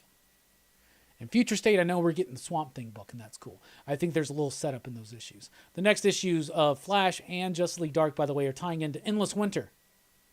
Batman White Knight presents Harley Quinn issue number 2. I liked this issue. Thought it was good. Matteo Scalera's artwork is great. Great double-page spreads, a great flow, great energy. It's Harley Quinn. She goes up against Neo Joker. Poison Ivy's involved. I love this world that Sean Murphy's created for Batman. I love that he's allowing other people to come in and kind of play around in it. Katana Collins, Matteo Scalera, Dave Stewart. I really like it. This has been one of my favorite versions of Harley Quinn in comics ever. Is right here. So there you go. Dark Knight's Death Metal, The Multiverse Who Laughs. This is the weakest one-shot for Death Metal. It's not necessary. If you don't want to spend the $6, don't. If you're not a super completist, don't. Seriously, don't. This is kind of worthless. It's not meaningful. They're exploring some of the realities in the new multiverse that laughs. So the Batman Who Laughs became the Darkest Knight. The Batman Manhattan Who Laughs. He's created his own multiverse, and it's spotlighting some of those. They're fun, quirky stories. You got Patton Oswalt doing a story, and that's interesting. But nothing really that sticks out. The opening story with Robin King kind of narrating everything, that's probably the best bit. But it's okay, to be honest. I've loved every single one of these one-shots. And this one's kind of a little bit of a dud for me. Just a little bit. And finally, let's talk about this one. The Other History of the DC Universe. Well, I haven't read this one yet. I haven't read this one because this is text on images. Just like the original History of the DC Universe by Marv Wolfman and George Perez. So that makes sense. I think a lot of people are going to be picking this up, expecting it to be a comic book, and they're going to be very disappointed. It's exercised, and there's a lot of text to it. It's like reading a book, okay? But there are images. The images are great. It's got artwork by Giuseppe Camuncoli, Andrea Gucci. I like the artwork. I like the look of it, but I'm going to sit down and actually read it tomorrow and have the time to let it sink in, and then I can report more fully about it on Tuesday night on the weekly the weekly comic book review. But that was our DC Comics sneak peek for this week.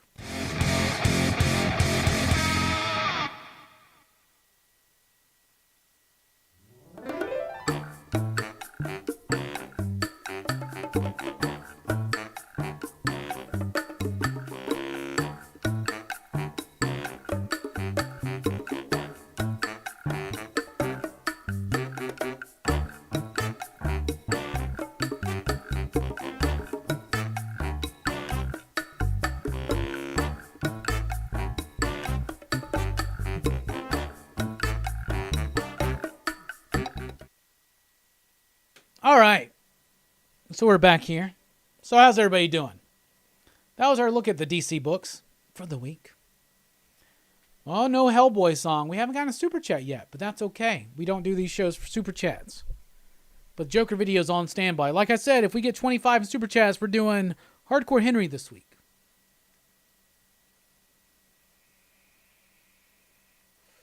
John Romita Jr. only has a job because of his daddy. It's amazing. Jay, I actually like John Romita Jr. He's just on the right book. He has a job because he's able to meet his deadlines. And he's got a great sense of storytelling. Some people may not like his line work, but that's just a subjective opinion. The way that he can tell a story and meet deadlines, especially when he was the only guy who could do a 2 books at the same time, pretty much in the 90s. So I applaud him for that. Though I will say Jack Kirby did more than that, but literally all that cat did was... Now we got super chats coming in. All right, guys. It's time for some Joker action, isn't it? Thank you so much. That means we are... 7 minus... That means $18 more, and Hardcore Henry is a thing that I will watch this week. Anyway, thank you guys so much for the super chats. We really appreciate the support.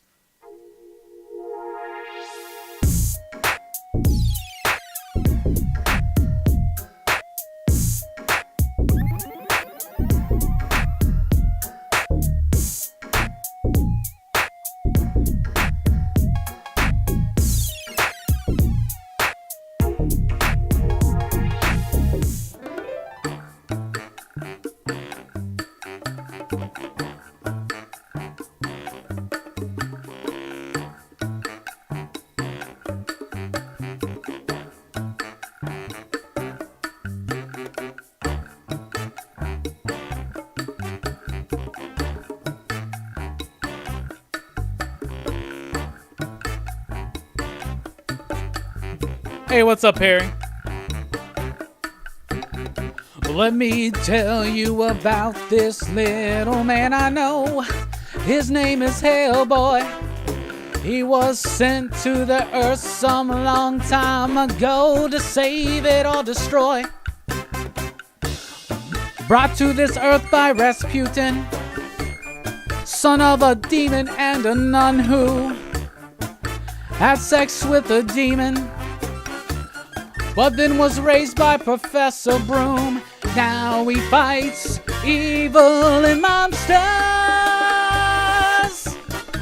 Shit. Now he fights with a man who's a fish named Abe. Now he fights with the fire starter named Liz, and an ectoplasmic mess named Johan. BPRD.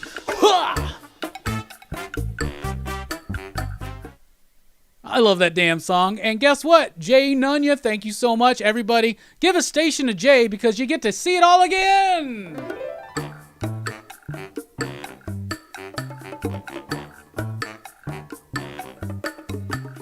We're now $13 away from a guaranteed Hardcore Henry watch for me this week. Whoa, whoa.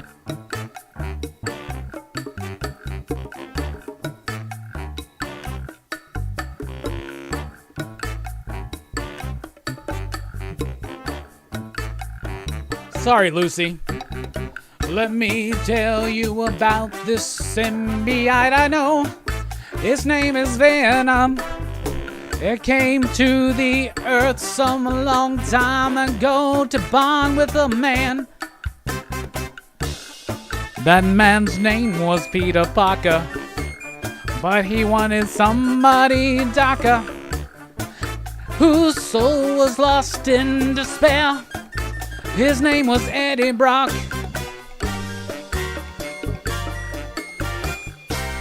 I'm gonna eat Spider-Man's brains tonight. Until Cletus Cassidy comes to the scene, then we've got to put aside our differences for the betterment of mankind in New York. And now Venom will be an anti-hero, don't you know? Whoa!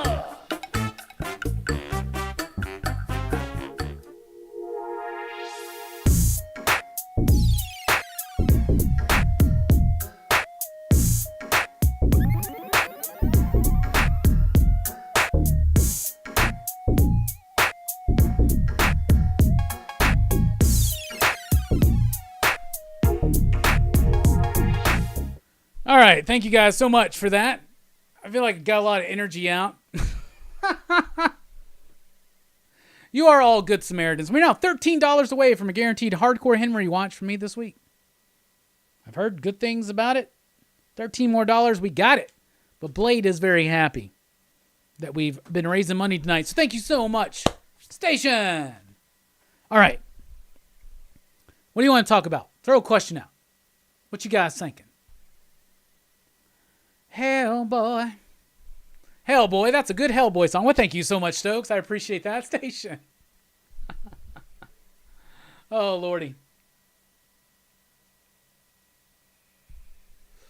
Eddie says, I suck because I love reading comics, but I'm really bad at memorizing what I read. No, you don't suck. Just read it again. Maybe you suck for a different reason. I sure do.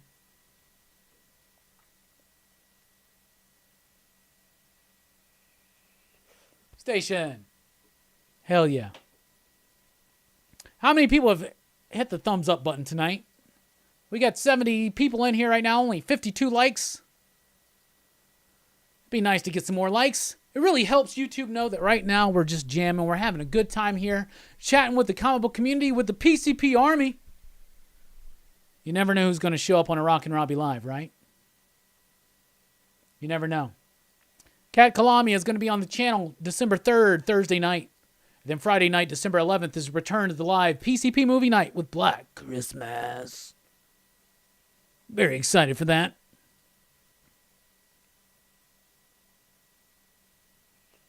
Can you get an early review of the Dune graphic novel coming out soon? Probably not. I think it comes out this week, actually.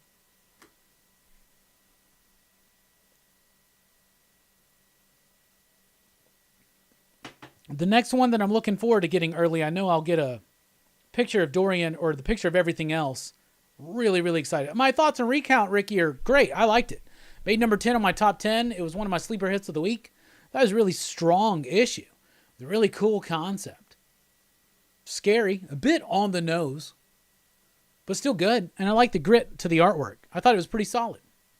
The Recount, number 1 from Scout Comics. Came out this last week. All right, my vape is dying. So that means it's nearing time for a break. So that means it's time for Marvel in the 90s. And tonight we're talking about Wolverine, the Shiva scenario. This was in Wolverine Volume 1, issue 48, 49, and 50. A lot of people will remember this run because of the die-cut cover of issue number 50. So I decided, why not revisit these 3 issues, written by Larry Hama, with artwork by Mark Silvestri, and see how they hold up. So in the first issue of the Shiva scenario, which is also known as Dreams of Gore, Wolverine, in his brown costume, because that's what he was wearing in X-Men number 1, 2, and 3, he decides to go and hunt down some clues left behind, and he goes and checks out a Weapon X facility. He's joined by Jubilee. He notices that, yes, I have been there. There are his claw marks on the wall, he finds this car, this Lotus, that used to belong to him. He finds the keys in the ignition and he takes them.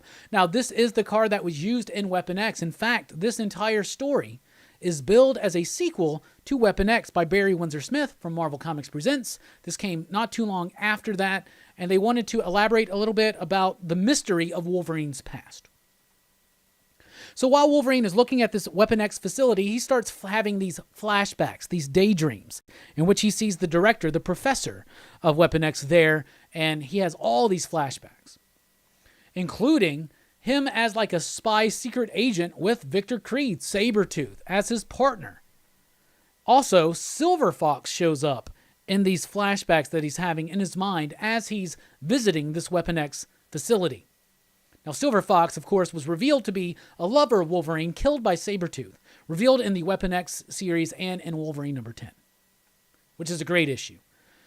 A lot of the stuff that Logan's dealing with in this is the mystery of his past and the idea that he used to be an animal, especially when he was under the Weapon X protocol, but he's trying to be human, and you can see that in these pages right here, as he's talking to Silver Fox, which this is a weird revelation that's coming up here. So he takes the keys and he leaves, but he doesn't realize that there's this thing behind him called O2 Shiva. Though he does find out that Shiva is something that will have the answers that he's looking for. This sends Wolverine on a quest into his mind in the second issue. He goes to Jean and he goes to Xavier, and they lead him through his mind. And they find out that his mind, most of his memories are in fact, could be possibly memory implants. So one thing that is established here, because we always knew that Wolverine's past was mysterious, but we didn't always know that it was mysterious to him. This cements the idea that his past is mysterious to him because he cannot even trust his own memories. So as he goes through his mind, he sees all these different scenarios again, including him and Sabretooth, in the 60s, 2 days after JFK gets assassinated. He's in Cuba, and Sabretooth makes all these references, like to the red herring that is Lee Harvey Oswald. So, Stokes, I'm sure you like that bit too. And then it all leads to the idea where he goes, I'm not an animal. And it's all leading Wolverine to remember that he was an animal. He was used, he was abused, he was controlled, right? And here he is ripping apart that brown and tan costume. And he leaves. Now, Jean warns him that it feels like he's reverting to an earlier version of himself. So then in issue number 50, which is the die-cut cover, I remember this page so meticulously because I've read this book so many times. Anybody that bought comic books in 1991 and 92, that's when these books came out, at the end of 91, beginning of 92. If you read comic books then, you read this issue. So Wolverine decides, based on information from Forge, he knows how to go and break into the helicarrier. So that's what Wolverine does. He breaks into the helicarrier. He comes up to Nick Fury. He says, I know that you got a file on me. You got a file on Weapon X. I got some information about Kennedy's assassination, me and Sabretooth in Cuba. You go ahead and call the CIA. Let me get my packet. So he does. But this flags something in the computer systems for a sect of Hydra. So you got this mysterious leader of this section of Hydra, very curious about Wolverine unlocking a 20-year-old. The last time it had been unlocked, I guess this file was 20 years before, and it's the file on Wolverine and Weapon X. So he finds out some information, including where the professor is right now. The professor and one of his former henchwomen are now working for the Department of Agriculture in the Pest Control Division, because they kind of get shunted around. He finds out definitively that the CIA was behind the Weapon X program, even though it was based in Canada. And at one point in the issue, it actually even alludes to the idea that Sabretooth and Wolverine are in fact not Canadian, but American. So he goes with the X-Men to another facility that he finds out about in this file. So when he gets to this facility, he goes off on his own, even though the X-Men are there. Sure, why not? And now he's back in his original costume, albeit a different 90s-fied version of this. Now, this was set to be a reversion almost of Wolverine back into this antisocial original idea of what he was with the X-Men. Over the course of the 80s, Chris Claremont's work had really made him become very friendly with the X-Men, especially with Jubilee and Shadowcat and other members of the X crew. This kind of brings him back to his original costume, albeit a different version of it with no whiskers, a cooler version of it with the shoulder pads.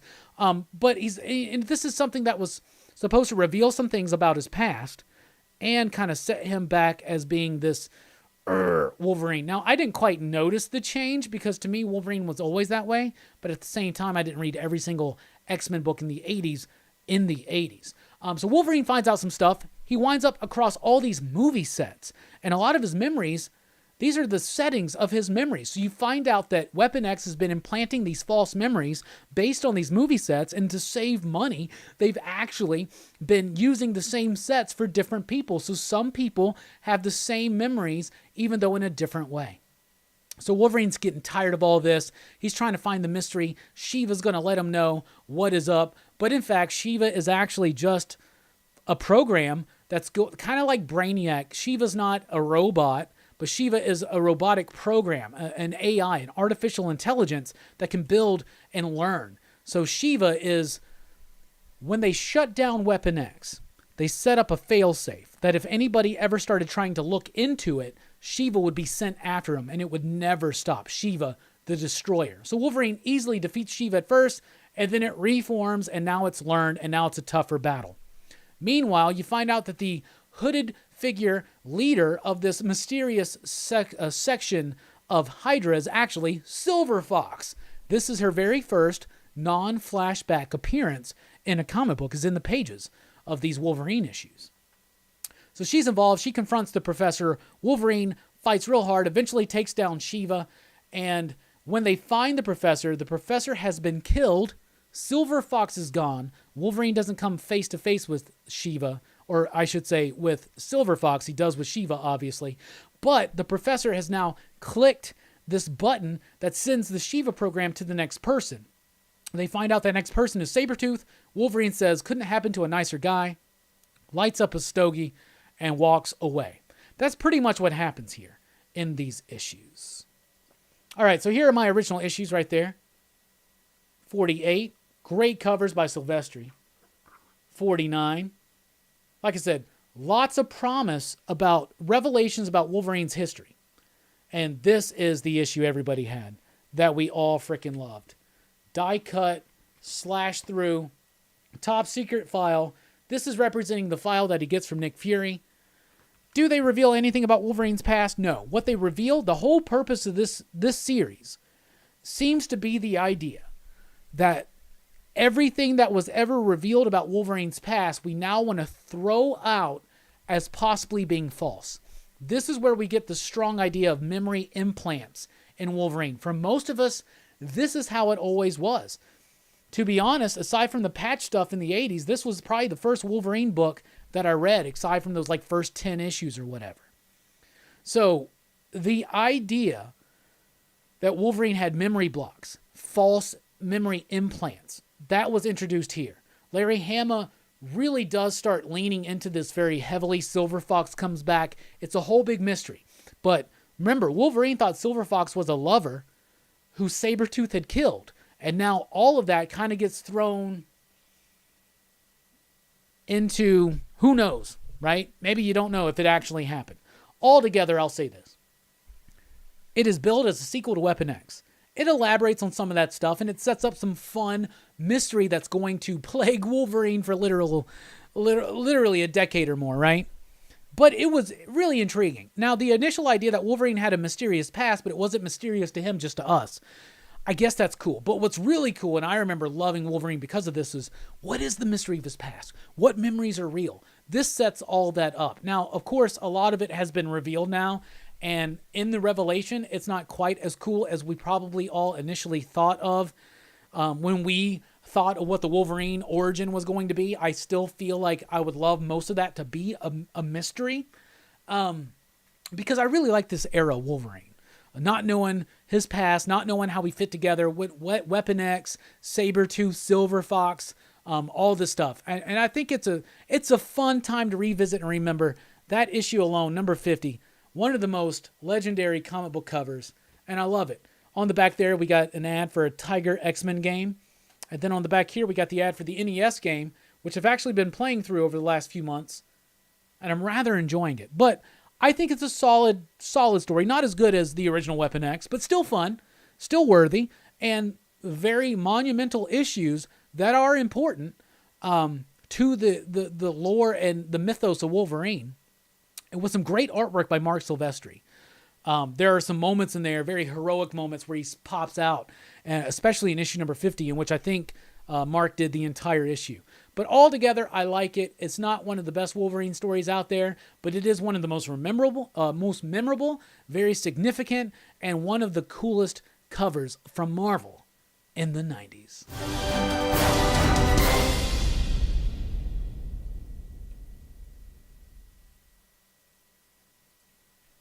So there you go. That was a fun one, wasn't it? Yeah, Barry Windsor Smith's artwork is amazing. Weapon X is such a great story. Such a great story. Stokes says, love Mark Silvestri artwork. Hell yeah. I missed those Marvel Comics Presents books. Those were fun. Issue 100 still a great one with Sam Keith and all that stuff. Yeah, those Sam Keith covers, brother.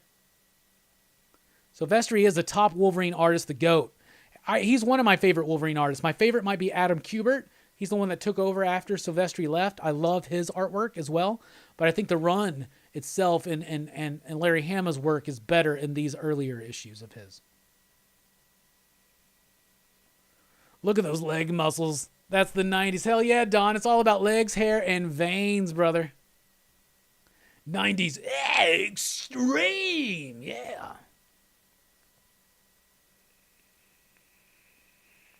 Arminio loves the Marvel in the 90s segment. We got one more Marvel in the 90s coming up for Rockin Robbie Live. We will not be going live tomorrow or next week. We're going to be taking next week off, the Thanksgiving weekend. I hope everybody has a great Thanksgiving. We're about to go into another break. Let me know right now, in 2020, a year in which we have tons of shit to be unthankful for. What are you thankful for in 2020? We are also $13 away in Super Chats from a guaranteed watch of Hardcore Henry this week by me, and I may even pop out live. Here's the thing. If I watch Hardcore Henry this week, I'm going to randomly pop up live on a night and chat about it. And it's just an opportunity to have another Rockin Robbie Live randomly this week. We should be having the Best Comics of the Month stream, too. I don't know when we're going to do that. I got in touch with Bueller. It's going to be on Bueller's channel next. But with a holiday, we kind of got to figure out the best time to do it. Anyway, $13 more. I watch Hardcore Henry, and we'll do a random pop-up live stream this week talking about it. But let me know right now, out of 2020, a year in which to just be so ungrateful, what are you grateful for? We'll be right back. If you watch the Roadhouse review, by the way, this is the song, the theme song from the Roadhouse review with Bueller. So I just wanted to listen to it.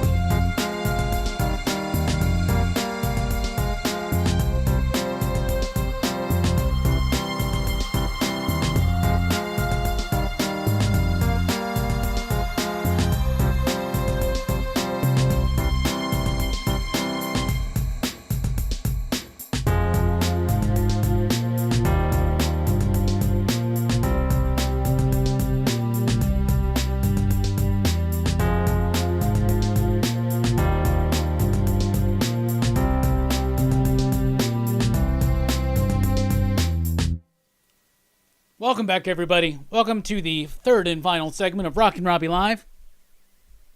We will not be doing a post-credits tonight. Anyway, we asked before we went on break, what are you thankful for in 2020 since it's Thanksgiving week? There's a lot to be unthankful for, but we got to practice gratitude. Every day I encourage you. Start your day and end your day with thinking of just one thing that you're grateful for, even if it's literally just that you made it through the fucking day. Start that practice. See if it helps and changes any. I found many people use that, and they work. So all around me right now is Patreon list. Thank you guys so much. We really appreciate it. Station for everybody on Patreon supporting us. Speaking of supporting us, you can do so with Super Chat. $13 more guarantees a Hardcore Henry watch and a pop-up live stream this week. So there you go. But we asked everybody, what are you actually thankful for in 2020? Find one thing that you're thankful for. Let's see what people said. Thank you, Ricky. Marvel in the 90s is a cool segment. I like it. Herminio says, yes, the best segment. I wish I could do it every week, but I can't do it every week. I could do it every week, but I wouldn't have the images. But I like to actually go. I got some plans for it. I also don't think that we're leaving all the other publishers out, because in 2021, Marvel in the 90s goes on hiatus for a short while. But don't worry. You ever wanted to see Image in the 90s? Why not? Where are my bags and boards? I took them out of the bags and boards so I could show them with no glare. If DC planned January and February with Future State, they should have released Deceased last issue number 7 in December. 2 months wait is too long. Are they not releasing it in December? I thought they were. Now, like everybody said, Black Label and all that stuff, all the non-main continuity lines will continue on. But you said no, they're not coming back. Wow, that sucks to delay the last issue. If anything, it's because Trevor Hairsine's probably behind on his, wow, that's crazy. We got a super chat. I'm going to get to that in just a second. But what are you thankful for? Well, I'd be thankful they released Deceased number 7, the final issue. Only one left. You're not going to publish it during Future State? I got to look into that. Fable, my man. Fable says, I'm grateful for PCP. Met a lot of cool people in this community. Never had anyone to talk comics with. Fable. Station. I'm so fucking happy. I'm thankful for you, my man. That is awesome. Anch Banca says, the best thing... Sorry if I butchered the name. Man, we got more super chats coming in. We'll address all this in a second. I'm grateful for these super chats. Y'all, thank you so much. Y'all just let me know that you like live streams. Anch says, the best thing 2020 gave me is extra time to spend with my family and focus on our relationships. It surely strengthened the bonds between us. That's awesome. I know plenty of stories this year of people's bonds having been shaken and broken. But the fact that yours got stronger, I'm very, very excited. And I know a lot of people are like that. Don, what's up, my man? Station says, I'm grateful comics came back without too much trouble, keeping it light. Hell yeah. Me too. I'm glad the gap wasn't too much. I really am. I'm thankful for comics always. Harry Neal says, I am thankful for the PCP Army. Me too. That is awesome. Eric says, thankful for healthy family and friends, the direct market not collapsing, and PCP. Station. I wasn't trying to get you guys to tell me that you're just thankful for me and PCP and the crew and what we do here. But thank you so much. In this constant running life, sure, it was weird and unsettling financially, but sitting with your family members for months gave the much needed time to spend with them that one may not get otherwise. That's awesome. I actually got to spend a lot of time this year because when the shutdown started happening and, I was dealing with my own problems. I was dealing with my own anxieties and I just wanted to connect with everybody in the PCP Army. We started doing more live streams. And that got me to get to know a lot more of y'all out there in the PCP Army. And it's been an exceptional experience this year. Doing so many live shows, getting to see so many of the same names and faces. I don't really have too many faces sometimes, but you know what I'm saying. and Fable, Herminio, everybody else, like, y'all have become staples in the PCP Army. I just want to shout out, I'm so grateful for Fable and Herminio. Both of these cats and all of y'all. But let me just highlight these two. They are always in the PCP Army. They are always on the live streams. Y'all are so dedicated. I love y'all. Thank you so much. I appreciate it. I want everybody to go ahead and start getting ready. It's the holiday season coming up. December 23rd is Festivus. This will be our 3rd annual Festivus stream. So this year is going to be bigger and better than ever. And we will be grateful, but we will also be airing our grievances. So save everything you fucking want to talk shit about for that. I Am Will says, thankful for the PCP. Thank you so much. I am thankful for more live streams in the community, and now Robbie's on for more than an hour now. Yeah. I was looking at some old live streams. Like, I really used to just sit here, no plan, and just answer questions and talk to you guys for an hour. Sometimes I miss those simpler days.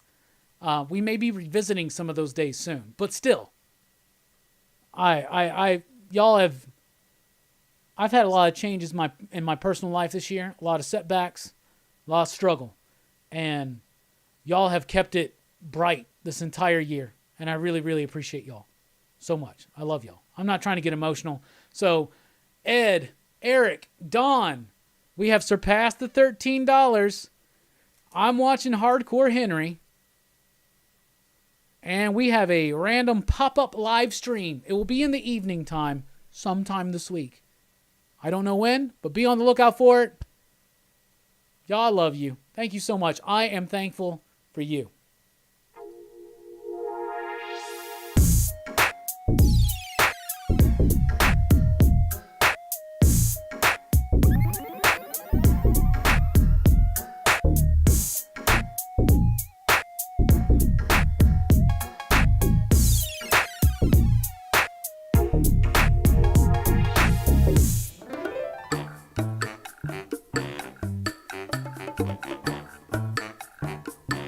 I am also thankful for my Castle Grayskull, my Joker van, and my Punisher van, all provided by you, the PCP Army. And the Slime Pit.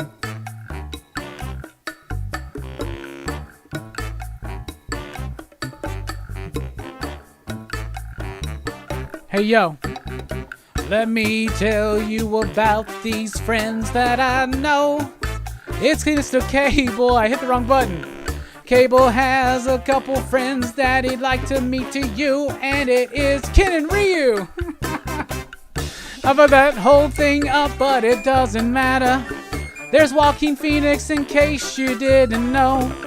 And every time you give a super chat, it makes Mr. Wesley Snipes go, whoa.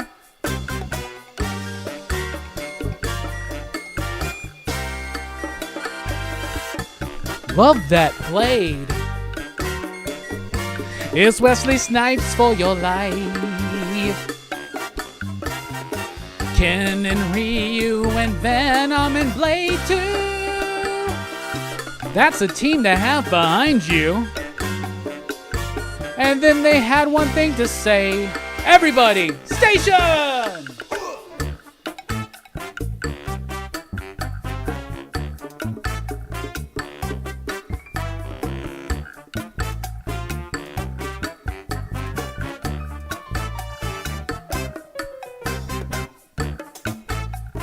Remember that Blade 3 doesn't exist, that's another reality that we're not part of.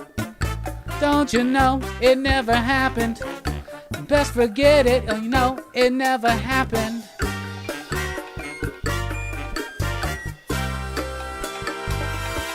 Love that Ken and Ryu. And Joaquin Phoenix and Hellboy and Cable too.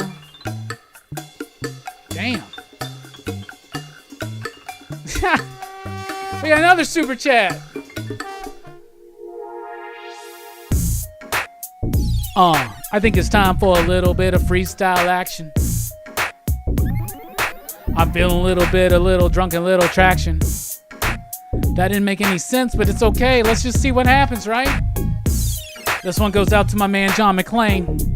Yo, Walking through glass and I'm kicking some ass. And my name's John McClane, let me tell you, did you ask? I don't care, I'm going to the office party, going to the Christmas party, you know what I'm doing? I'm going to go to try to see my wife. We have this strange relationship, you know, and it doesn't even work. But I'm gonna just go and tell you, Mr. Hans Gruber got to put some fucked up in my plans. Fucked up in my plans. Hans Gruber fucked up my plans. Hans Gruber fucked up my Christmas. I gotta make a song called Hans Gruber Fucked Up My Christmas. But did he? Yo, this is what happened. Yeah, so a bunch of terrorists took over an office building. Then I can't do this, but you know, this is how it works when I'm walking with my flow. I got Carl Winslow, you know, don't you know? He's from Family Matters. He's helping me out, and I'm walking through glass and I'm kicking some ass. That's all that I had. All I had was that I was like, oh, walking through glass and kicking some ass. I can do a Die Hard rhyme. Nah, it didn't work. Yo, Hans Gruber is Snape and he kills Dumbledore. What?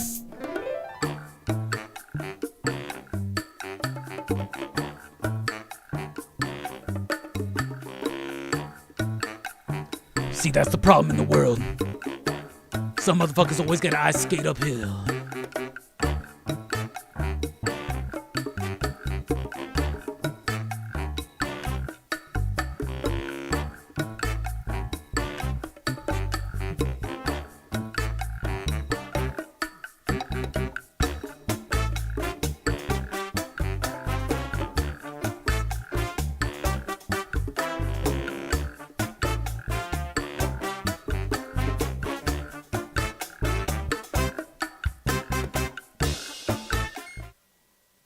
What's up, everybody? Station! Thank you. Ed says, what are you going to do with the Tomb of Dracula number 10? Is it for your wall? Yeah, it's for the collection. I got a first appearance of Dr. Doom. Now I want a first appearance of Blade. People in the PCP Army, after we funded the Punisher van, said this is for the Tomb of Dracula. So, PCP Army decided, next fundraising goal, Tomb of Dracula number 10. It's not cheap. It's not cheap. His name is Wesley. Yeah. I fucked up that John McClane shit so much, y'all. I'm really disappointed in myself. I had one thing. I had the glass and ass thing, and I was like, I think I can roll with that. And no. What? The hubris. Fable says, PCP 10K by New Year's. Let's go. Kirk says, I predict 10K subscribers by New Year. Well, right now, we are not on pace to hit 10K by the end of the year. That was our goal. Our goal was 10K by the end of the year. And right now, we're on pace to get just under that. We are like 1,100 away. Okay? 1,100 away. A 9.8 white pages Tomb of Dracula is way too expensive. I am getting the lowest grade. I'm looking to spend $400 to $500. That's what we're dealing with here.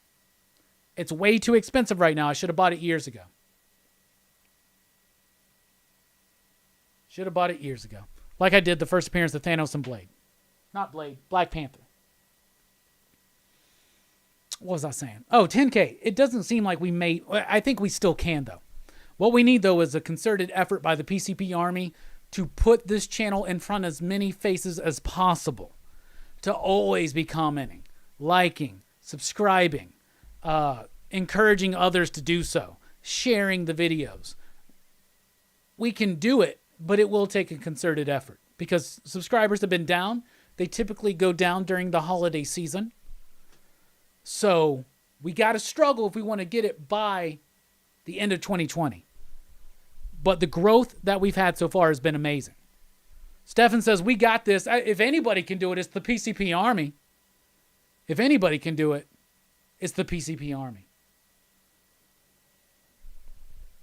How much did you pay for that first appearance of Black Panther? Y'all don't want to know. The one I got is the 2.0. I paid $100 for it. 2.0 though. Low grade's better than no grade. I choose low grade so I can actually afford them. Those are books that I'm not buying these books to flip them. I'm buying these books to own. I want every issue of the Fantastic Four. I want the first appearance of Blade. I want the first appearance of Aquaman, but that's Golden Age. That's not going to happen. So I'm pleased with just Aquaman #1s, of which I have every single one except for the very first actual Aquaman #1. So I do have to get that one, but that's not too big of a deal, to be honest. I do have a first appearance of Ocean Master, but I want a Black Manta. Black Manta to me is a way cooler villain than Ocean Master. I like Ocean Master. If you didn't know, Aquaman's my favorite DC Comics hero. So there you go. That kind of leads me into the top 5 of the week. So last week in the PCP Army, that's why you should join the PCP Army on Facebook, because we do movie polls. In fact, our next movie poll is going to be for a audience choice in January. And we're going to pick the first 6 movies suggested when the time comes on our Festivus stream. So I want everybody to go ahead and get your plans in order, right? To check us out for our Festivus live stream, 3rd annual airing of Grievances and Feats of Strength. That will be Wednesday night, December 23rd, Festivus night.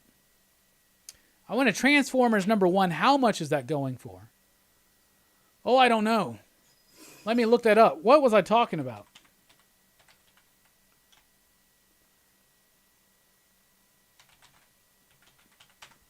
What was I talking about? Festivus stream. PCP Army. Oh, yes. I asked everybody in the PCP Army last week to give me suggestions for things that they would like to see on top 5s here on Rockin Robbie Live. Because I do want to start doing more of the actual top 5 videos. I want to convert some of these into those videos, to be honest.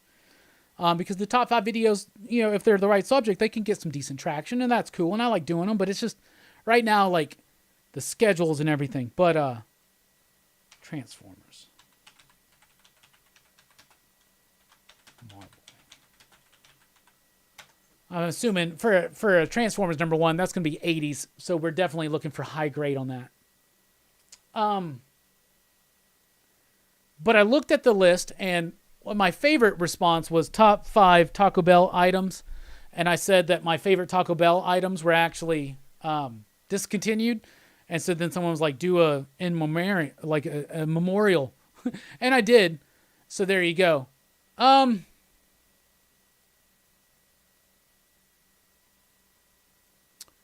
Transformers #1, I would not pay more than $25 to $30 for it. And that's in really good condition. If you're wanting to get it graded, it's going to be more expensive. People can get more than 30 for it, but I think 30 is the fair price for it right now. That's just me personally, and that's just right now at this moment, November 22nd, 2020. So there you go. Fable, I would say don't spend more than 30.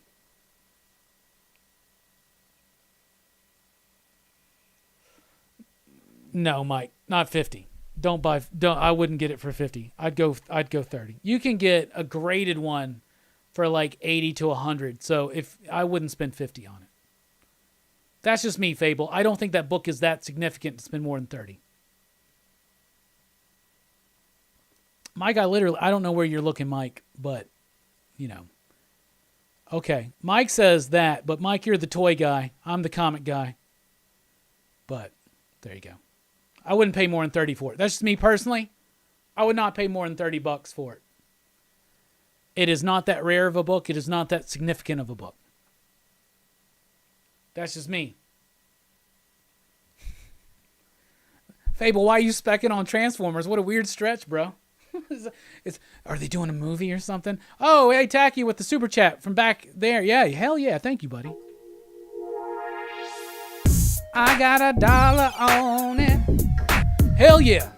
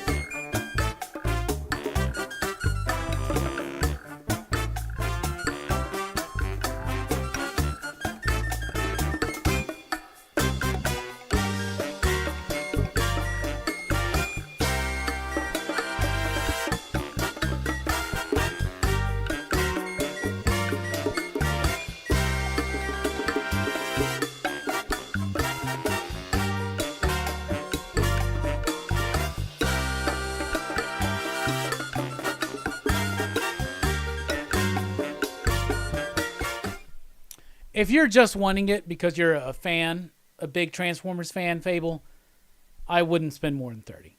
It will come back down if you can't get it for that. You can get it for that.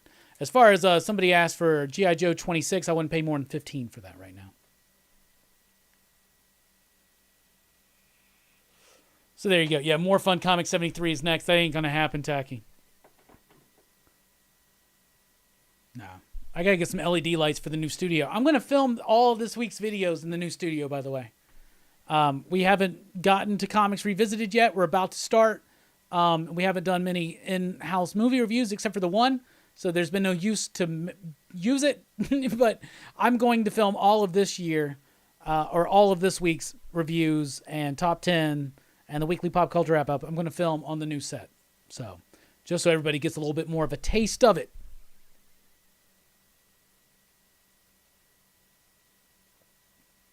So there you go. Angel Heart's a good movie. I've seen that.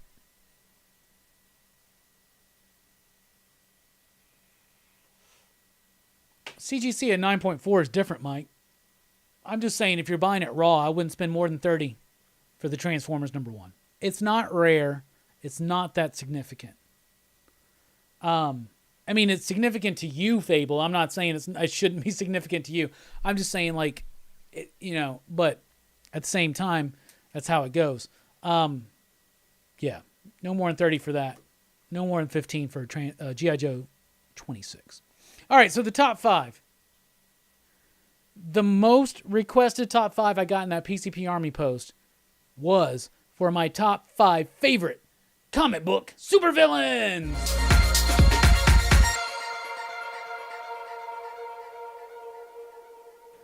Top 5 favorite comic book supervillains. Our next podcast in 2021 is going to be about comic book villains, but not supervillains necessarily. So here we go. Number 5. Apocalypse. My favorite X-Men villain. I love his mysterious past, even though it's not quite so mysterious anymore, but I love every new layer that they've added to it. Love this character. He's badass. He's got great lines. He always knows what's going on. He just feels like an ultimate threat. Whenever he's involved, it's a big deal. At number 4, a bigger deal. Galactus. Y'all, Galactus. Galactus is one of the best villains ever. When he shows up, you know it's a big deal.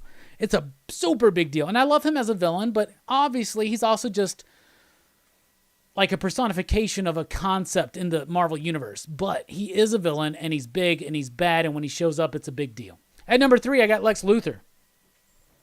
I love the hell out of Lex Luthor. The fact that one of the smartest men on Earth is the arch enemy of Superman. I love it. The alien versus the human.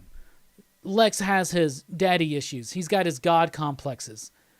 He's got all of this stuff going on, and it works. Whether he's a mad scientist or a mogul, or, in my favorite version, a mixture of both mad scientist and corporate mogul. Number 3 is Lex Luthor. I love it. Battle armor or suit.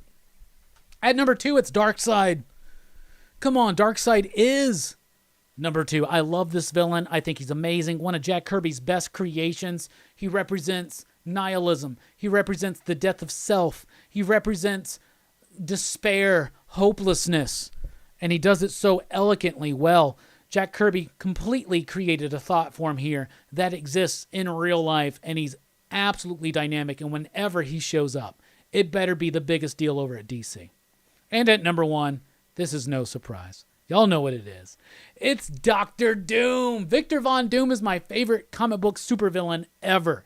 Magic, sorcery, demons, heaven, hell, hating the Fantastic Four. He's a great study in tragedy. He's a great study in self-absorption. He's a great study in hubris. But he's also just a great study in how to be successful, how to be dominant, how to be badass. We like to talk about how Dalton from Roadhouse is badass, and he is.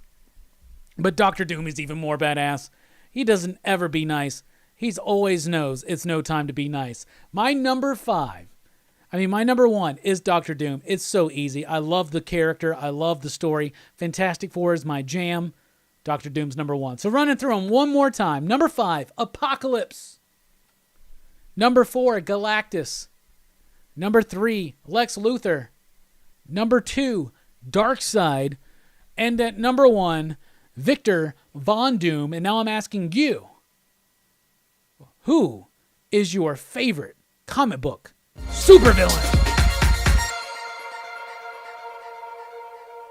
Who's your favorite comic book supervillain? Sound off right now. And station.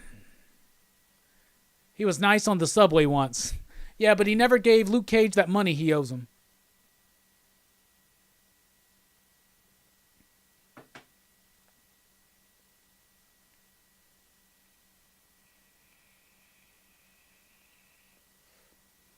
Optimus Prime is always significant. You're right, Fable. How dare I say otherwise?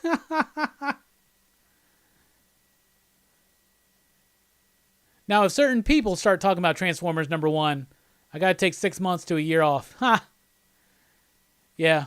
I'll tell you this. If like Comic Tom mentions it in his video, good luck finding one for a cheap price. But I wouldn't pay more than $30 for it right now, Fable. That's just me. I don't think we have one. If we ever get another one, I'll let you know in case if you don't find one by then, but I'm sure you will. I know you, young man. And when Fable sets his mind to something, it's going to happen.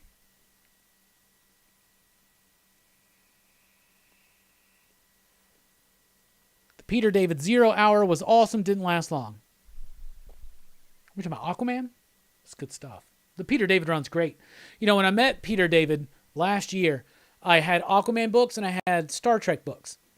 And I was super excited to talk to him and tell him how much Aquaman means to me.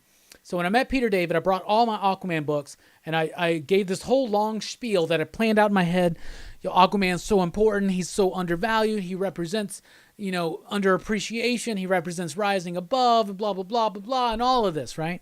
And he just goes, yeah, that's cool. And he signs them, and that's it. And I'm like, what a fucking dick. I'm like, Peter David's a fucking dick. I'm like, fuck you, man. I'm like, fuck Peter David. But then I decided I'll go back to the car. I'll get my Star Trek books that he wrote. And I'll bring my Star Trek books and I'll get him to sign those because I'm a big Star Trek guy. I thought he signed this one. Did he not sign this one? Which one did he sign? I thought he signed Q in Law. He signed Q Squared. It's over there. I thought he signed Strike Zone. I'm going to try one more. I know I got one of my paperbacks signed. Was it this one because it's his first? Yes, it's that one. I got them to sign that one because it was his first. So there's, all right. So I took a bunch of Star Trek books to him that he signed, but I should have brought Q in Law because I actually really like this book. But I brought this one because this was the first Next Gen book that he wrote, and he signed it.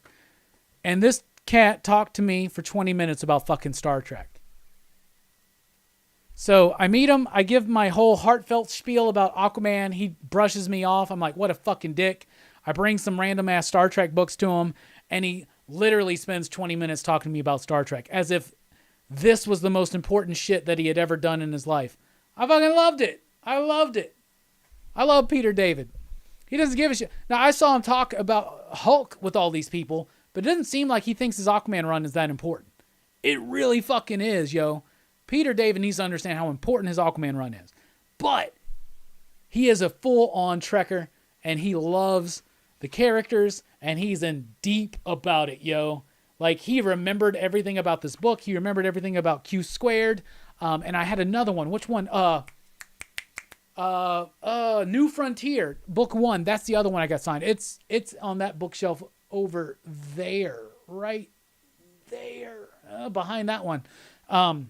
That's like, he got to create his own ship and crew and basically his own TV series, but in novel form. And he has a series of novels that he did called New Frontier. And I got him to sign the book 1 of that. Peter David, though, super cool guy. But he also apparently will talk to you about Hulk, but he didn't talk to me about Aquaman. But he talked my ear off about Star Trek, and he really understands Star Trek. There's 2 of the books he did. There are more. There's probably more right here next to me.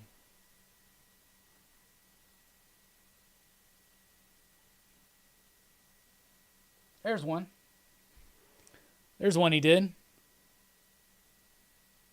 He did a lot of Star Trek books. And they're pretty freaking good. Him, Diane Duane did a lot. Good stuff. Anyway. It's weird stretching it.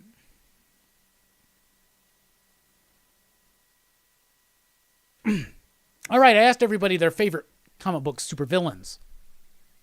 Tacky says Brainiac, a great one. Fable says Apocalypse from the 90s X-Men cartoon. I would like to say that that's the reason why I love Apocalypse so much, but I remember I actually had those issues of X Factor as a kid.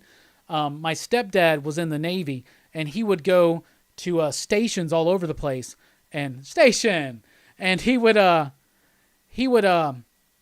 buy comics at like whatever store there was. I guess there's like a military store, just whatever. He would buy comics off the newsstand, right? Back when you could do that. And then he would read them and he would ship them to me. And at the time I was like 5, 6, 7. And so that's when I first started reading comics. And they were early, like I remember some of the first X-Men I read was like around 200. Like I remember having issue 200 or 201. It's 201. That's the one with Rachel, the John Romita Jr. cover of Rachel phoenixing out. Like, I think that was the first X-Men one I read. But he used to, like, send me all that stuff. And I absolutely freaking loved X Factor. And I had all, like, the first, like, 15 or 20 issues of X Factor. And that includes the first appearance of Apocalypse. And I still have them. And you can tell that they are well-read by, like, a 6-year-old. Like, 100%.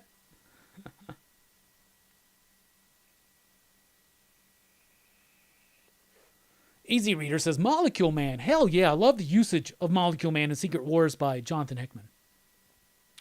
Eric says, damn, solid list. Maybe throw Norman Osborn in there somewhere. Green Goblin's one of my other favorites. He's probably number 6, to be honest with you. And a lot of my friends know that. Like, my top 3 Marvel villains, aside from like cosmic level threats, are Doom and Apocalypse and Goblin, though all of them could possibly be cosmic level threats if they really wanted to. And Travis says Lex Luthor, and like I said, I agree with you. He's one of. I love the Scott Snyder Lex Luthor because he goes full on crazy again, and he hits the peak of that ambition. I love it. It's gonna be hard for anybody to do something super interesting with Lex Luthor for like a couple years. I think, honestly, I think that the work that Snyder's done with Luthor has been amazing. It's one of the reasons why I love Justice League so much. Justice League, to me, was a Luthor book. Luthor and Jean. Love it. Ed says Hobgoblin. Jay says Kingpin. Mike loves Sinestro. Hell yeah. Dragon says Harley Quinn's my favorite villain. Oh, I jumped down a lot. Let's see. The Mist, father and daughter from James Robinson's Starman, says Lars. Hell yeah, good pull. Stokes says Joker. Hell yeah. Ken says Ra's al Ghul. Anch says Thanos, especially the Jim Starlin version. Herminio says Carnage, Kingpin, Bane, Green Goblin, and Joker. Hell yeah. Travis says for Marvel, it's Doc Ock. Stefan says Cassandra Nova. Hell yeah, great one. One of my top 5 X-Men villains. I did a video for that.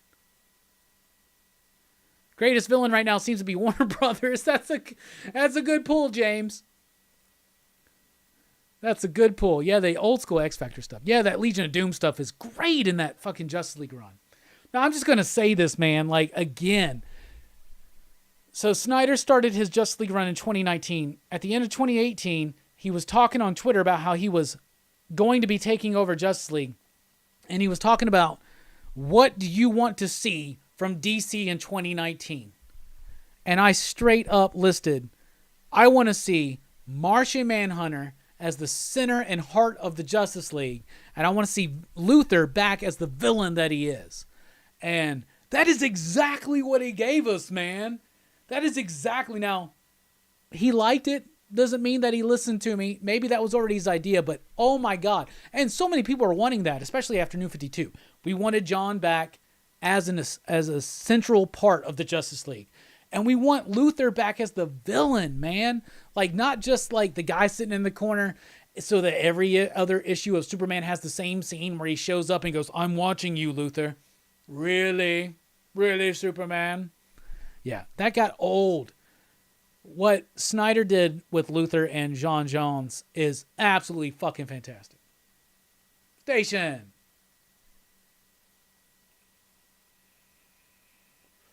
Thanos Wins was great by Donny Cates.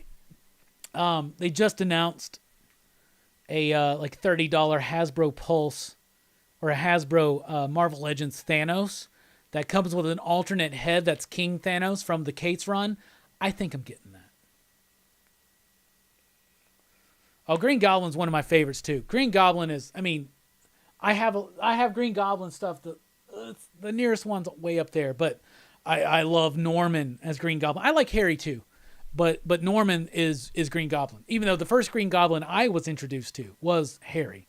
In fact, the first Green Goblin story I ever read was Spectacular Spider-Man 200. It was the death of Harry. What a great comic book! I love that. That chromium cover. Oh my god. What's up, Alex? How you doing? Station. Everybody, station for Alex. Station.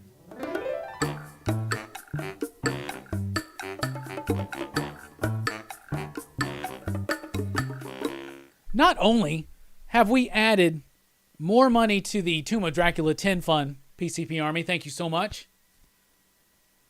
I am watching Hardcore Henry this week, and there will be a pop-up live stream this week. I like the idea of a pop-up live stream. I like it. I almost did one last night. I really did. I was chilling at home. I cooked a steak last night in my air fryer. I should have taken pictures so I could show everybody. So in the post credits, we're not doing a post credits. Yeah. No, we're not. Yeah, we are. No, we're not. Yeah, we are. No.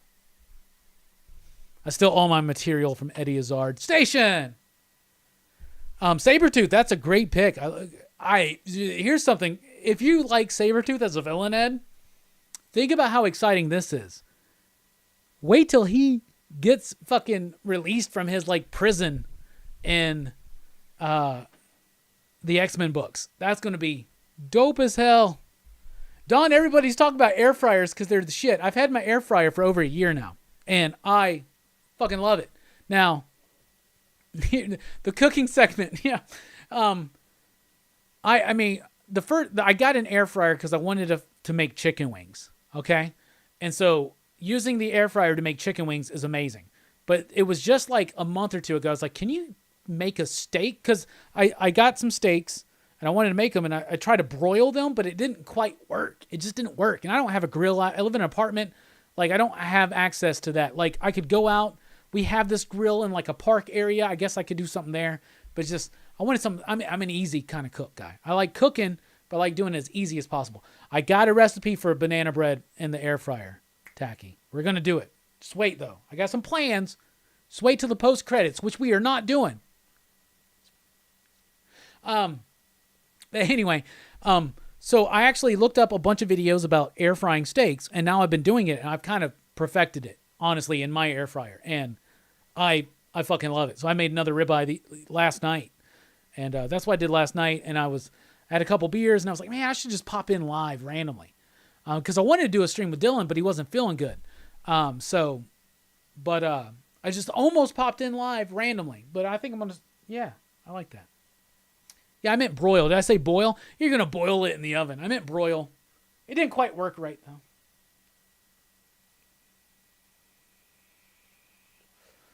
Yeah, Herminio, there will be no post credits tonight. Fable always liked Kraven.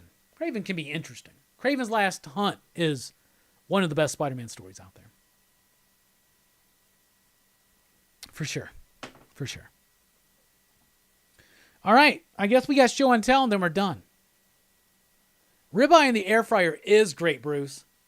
What do you do yours at? I do 390, 10 minutes, flip in the middle. That's what I do.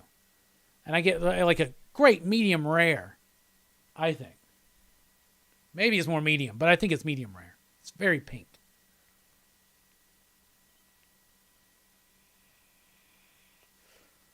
I may make some chicken nuggets tonight in the air fryer. I fucking love it. And then I got, y'all ready for this?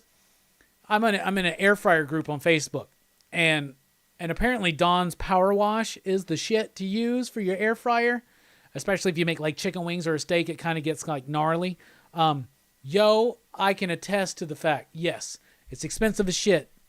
It's expensive as shit. But I'm telling you this, Dawn's Power Wash ain't no joke. And they're not even sponsoring us. By the way, speaking of sponsors, there's a link in the description below to an Amazon link for Back to the Future Complete Adventures Blu-ray set. It has all 3 films on Blu-ray and the entire animated series. It was on Amazon today for $21.99. So I got a link down below. It's official Marc Gasol is a Laker. What year are you reading news from? Oh, you're talking about Marc Gasol.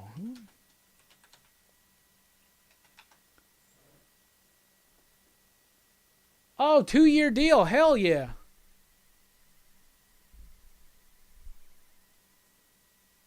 Is that his brother? Hell yeah, Paul Gasol is his brother. Fuck yeah. I was like, what? That's why I was like, what year are you talking about? Man, the NBA offseason has been so damn quick because the season starts in like what? A month? Isn't it like December 22nd? Oh, I'm so pumped. Well, I bet the Lakers' first game is going to be during the Festivus stream. God damn it. We'll see. I got really something cool for Lakers fans in the post-credits that we're not going to do. All right, time for show and tell, everybody. What do we got for show and tell? Well, the Cowboys actually fucking won today. So I've been holding this. I thought the Cowboys would have a better season. So I've had this, and I was going to open it. Like when the Cowboys like clinch something, but whatever. A third fucking win, so that's cool. There's my Amari Cooper pop I bought. So I'm going to open him. Throw him with all my other Cowboy pops. Yeah, I got Des Bryant, Jason Witten, Tony Romo, Troy Aikman. I don't have a style box, though. Did they do a Smith? There he is right there. Had a decent game tonight. He's honestly not my favorite wide receiver. At the Cowboys right now, that would be CD. So maybe they'll do a pop for him next year, and then they'll fucking trade him or something. Speaking of pops, look at this. The Devastator. I love these original Dark Knights Batman characters, so I'm trying to get them all. And Mike hooked me up with this one. The Destroyer. Should we open it? Hell yeah, we should open it. Because if you're going to open a pop, don't just open an Amari Cooper. This is heavy as hell. So this is the evil multiverse, dark multiverse version of Batman that injects himself with the Doomsday virus. Look how cool that is.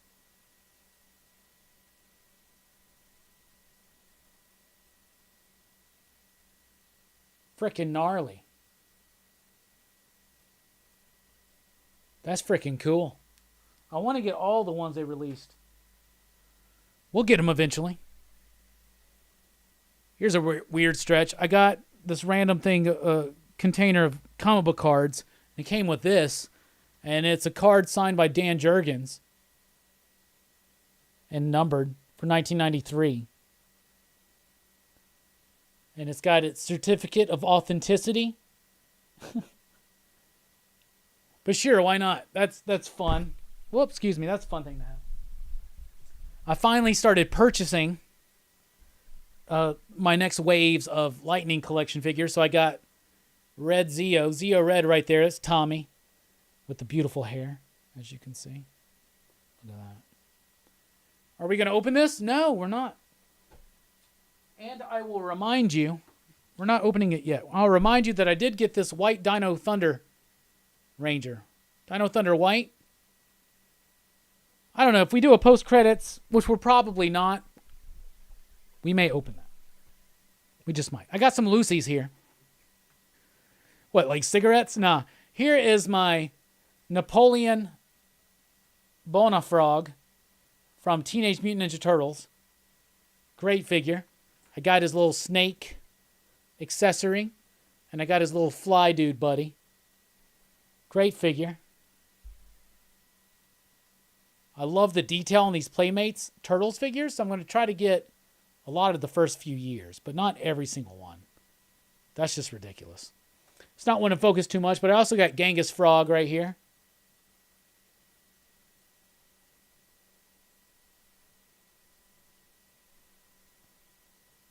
Great figure, lots of detail.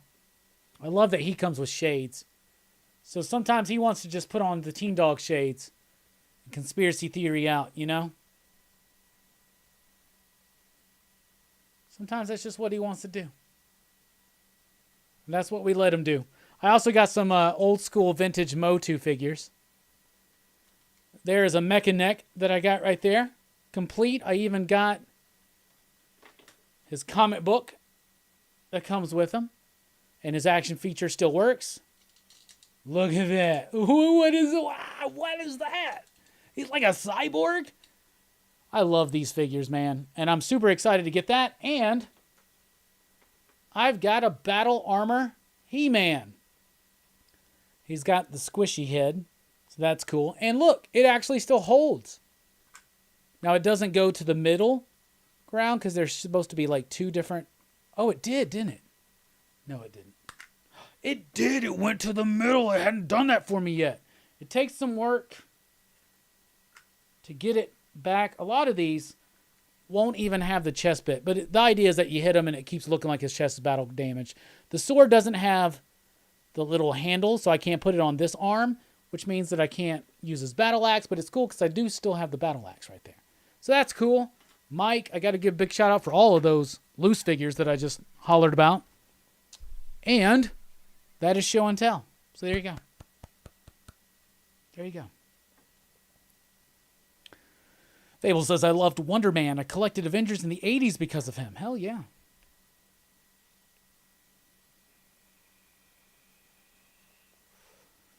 Oh, Fable, I don't have a Ninja air fryer. I want one so much. I want one so much. Hey, Bueller's here, everybody. Everybody station for Bueller.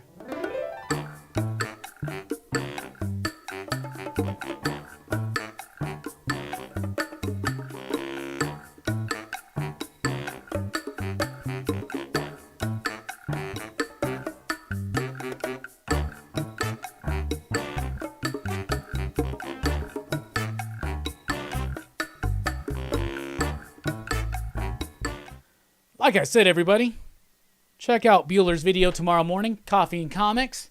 And then check out his video on Tuesday for his weekly top 10. And vote for PCP in the new Thunderdome. I'm sure Bueller got my message, but my pick for the PCP is going to be Department of Truth number 2. Or number 3, my bad. That'd be a weird pick, wouldn't it? Did everybody pick that one, Bueller? Let me know. Still going with it. I do want to thank Bueller for joining us for the Roadhouse movie review. You're responsible for turning a lot of YouTubers into men, Bueller. So that's on you. So thank you. And we got a station from Bueller. Hell yeah, everybody. Station. Wonder Man and Beast are a perfect bromance. That is so amazing. There was a miniseries. Mark Bagley, was it Kurt Busiek? Was it Roger Stern? I don't remember who wrote it, but it was Avengers 2, Wonder Man and the Beast, and it was really good. Late 90s.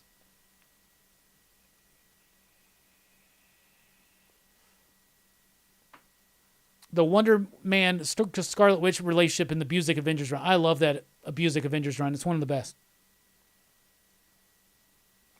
One of the best. Bueller, you're the next host of the Best Comics of the Month. Last Wednesday of the month is this week. So just let us know, brother. Let us know.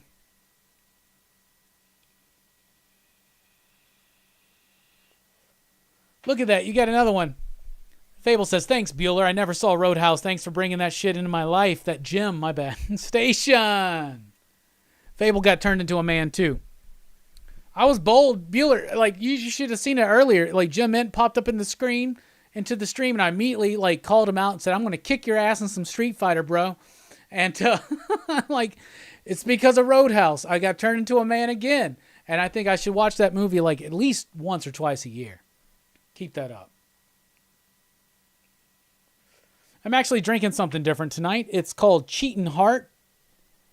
It's an IPA, tropical-inspired IPA. It's a little bit citrusy from Yellowhammer Brewery. Will it focus? Get a better way to focus this. It's from Huntsville. It's from my hometown, where I'm at right now. Home of the Huntsville Attic. Cheatin' Heart IPA from Yellowhammer Brewery. Friday or Saturday will work for me, brother. Sunday won't, but Friday will. Friday or Saturday.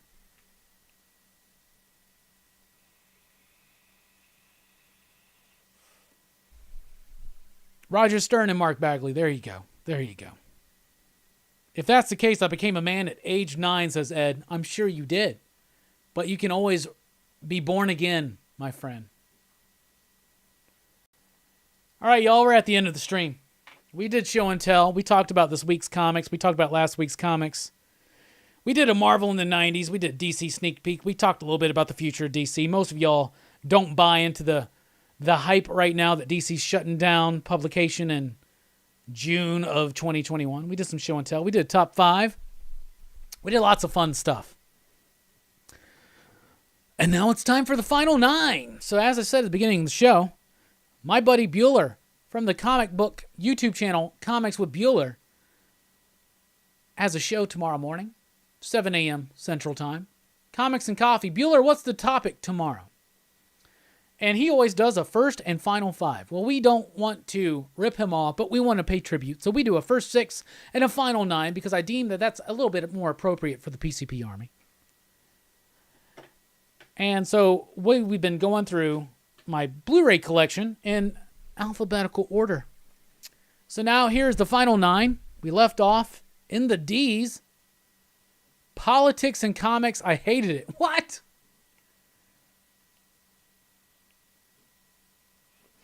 Well, I'm excited. I'm sure you got some. I'm sure you got some comments and opinions on that one, my brother. I'm looking forward to it. All right, here's the final 9. There is my Die Hard collection on Blu-ray. Steel book, one of the few steel books that I have. This has all 5 Die Hard films in one collection. Bam, love it. Love Die Hard, and like I said, we are not doing Die Hard for Christmas this year, but we are doing it next year. In Action Fest for Christmas in July. There's my Doctor Strange animated movie. It's actually a good animated movie. It's one of Marvel had a string of good solid animated films, and then they were, I think they were trying to keep up with DC, but then they kind of fell behind. But this is actually really, really good. And I actually like this better than the Doctor Strange live action film. There's my Dogma Blu-ray. You know I'm a Kevin Smith fan. Dogma's a great movie. Love having that. There's my Donnie Darko. We've been talking about this one a lot. We talked about this some Friday night on the Roadhouse stream because Patrick Swayze's in it. This is a great one. It says the director's cut, but it has both versions on there. Donnie Darko is one of my favorite sci-fi films. There's Dumbo, the original one. I love these old Disney films. They're classics. I remember them from when I was a kid. They still feel special to me, including this one. Here's E.T. It's not Disney, obviously, but there's my E.T. I just got this not too long ago for $5.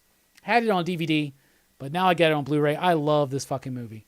There's Edward Scissorhands. I usually consider this kind of a Christmas movie, even though it's really kind of not, but it has a Christmas section in it, right? But I love Edward Scissorhands. That's a great film. There's Escape from New York, still in the package. I haven't opened it up yet, as you can see. But Dylan told me this one was about to go out of print from Shout Factory, so I had to pick that one up. Love John Carpenter, love that film. And the final one tonight, some Sam Raimi classicness. It's The Evil Dead. The original Evil Dead, that's my Blu-ray version. There's probably a way better one. I actually have had VHSs with more special features than this. But anyway, that's what I have. So that's the final 9. That's the show, everybody. Bueller says, an uncomfortable topic, but we did our best. I'm sure you did. But Bueller's glad it's over. Well, you picked it, goddammit. You picked it, man.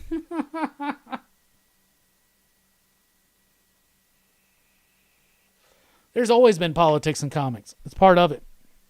There's always been... To think that a creator doesn't put themselves into their work is a ridiculous idea. It is absolutely 100% true. Look, Siegel and Schuster were 2 Jewish immigrants, created Superman. The Superman story is an allegory to Moses. Some people would say that that's too political or too religious nowadays. They were fighting against bullies. He was fighting against these overlords that were running these communities. And some people would say that that kind of stuff is too political now. But it's always been political. It's always the personal opinions sometimes. I mean, that's what happens. The best creators put themselves into their work. And we just happen to live in an incredibly polarized time right now. And that's why I'm so excited for Beef Bros. Because Beef Bros is the Aubrey Sitterson Kickstarter that's, I think, about to wrap up. And I'm ready. Take my money. Get my book ready. I'm pumped. Beef Bros is the shit. I'm ready for it. Taking it back to that original idea of fighting against corrupt landlords and corrupt police and the bullies of society. Hell yeah. Love it.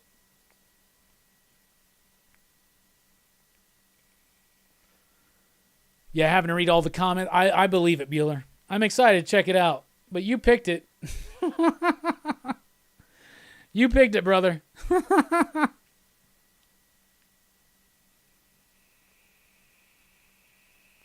But it's always a part of it. It's always in there. And it has been for a long time. People that say they want politics out of their comics, read Stan's soapbox. See what you think. But anyway, that's the end of the show. Thank you guys so much. All the super chats, all the supports. Never again. That's funny. We will not be doing a post-credits. It's like the least best kept secret in the PCP Army. Anyway, we're out. Y'all have a good one. We appreciate it. Station, thanks for rocking with us.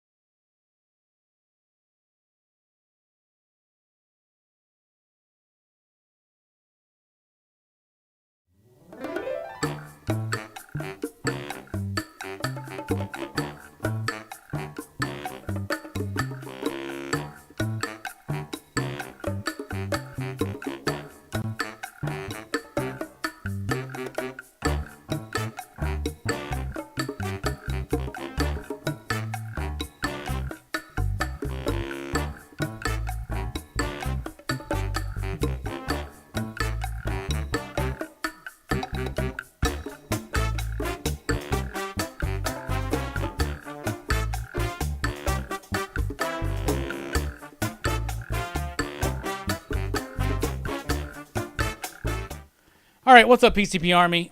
We're going to open up this damn Dino Thunder White Ranger. You know we are. I got a lot of Power Ranger figures I have yet to open up. I've been holding off on some of them. We're going to open this one up. So this was a Walgreens exclusive that Mike the Voice Matthews picked up for me. So Mike, thank you so much. Station everybody for Mike. You know he's the PCP toy guy. We all love toys here, but he's like the guy. He's got people asking him for advice and shit now. Sometimes when he shows up on a movie review, half of back chat's just people asking him about fucking toys. So let's open this up. Boom. Boom. There it is. Got some really great effects right there. Can't wait to really get this pulled out and pose it and get it ready. But we're going to take out just the figure and take a look at it. So, if you're into Dino Thunder, White Ranger is a cool costume. Great stuff. But, as you can see, now I'm getting the Gigawatt in January when it releases from the Target presale. So, as you can see, just look at that. Great detail on the figure, but not on the head. The head is wrong. That's right, they fucked up the head. They didn't put enough detail on the head. But guess what? Shit, they replaced the head. So there's the appropriate head. See the difference? Look at that. So Mike not only got me the figure, but he got the replacement head. So let's put the real head on it and see what it looks like. Oh, much fucking better. Look at that. Oh my God. What a beautiful figure. Check that out. The detail on the helmet. So much better. Look at that. Beautiful. Yeah, I love Dino Thunder too, because Tommy came back, but they still haven't done Tommy's Ranger. Station.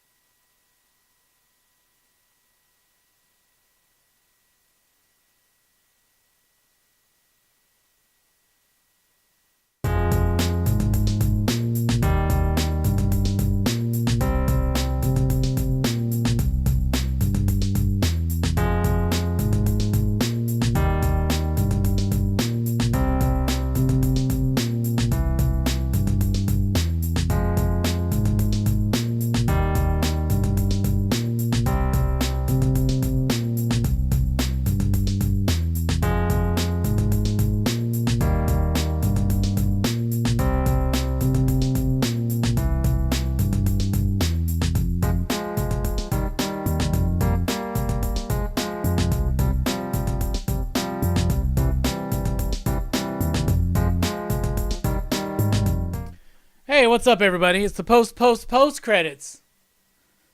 How are y'all doing? The truest soldiers are still here. Is Stokes still here? What's up, Stokes? My man, Station.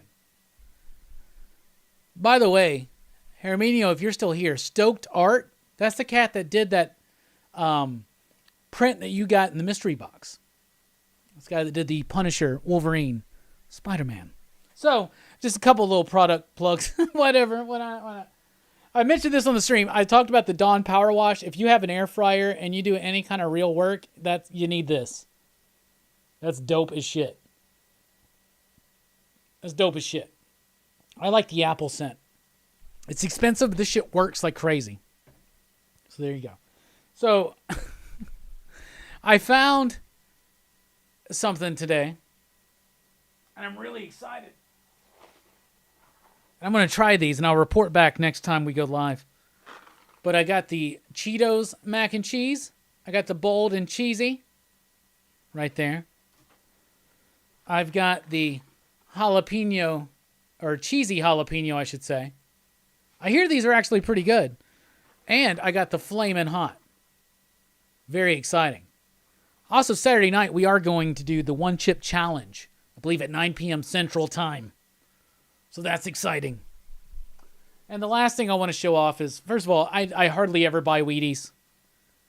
I mean, Wheaties is kind of boring, to be honest. But I saw this at the store today, and I could not pass this up. Y'all, look at this new box of Wheaties right there. Look at that.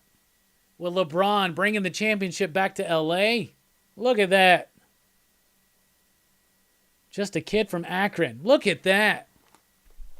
I haven't bought some Wheaties since like the 90s when Derek Jeter was on the box. But like, hell yeah, had to buy this. Representing for the Lakers, even though I got my Yankees hat on.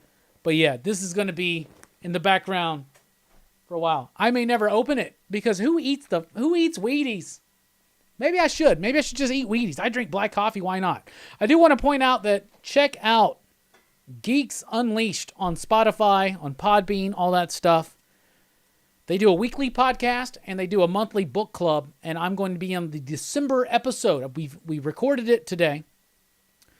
Two great people, Jasmine and Mark, and I had so much fun revisiting Scott Pilgrim Book 1, and that will be up December 1st, and we'll be sharing it on everything. But anyway, thank you guys so much for your support tonight and for just joining us on the stream, and we will see you soon. There will be a pop-up live stream this week at some point to talk about Hardcore Henry. So thank you guys so much for that. We are out. You'll have a good one. Thanks for rocking with us. Station.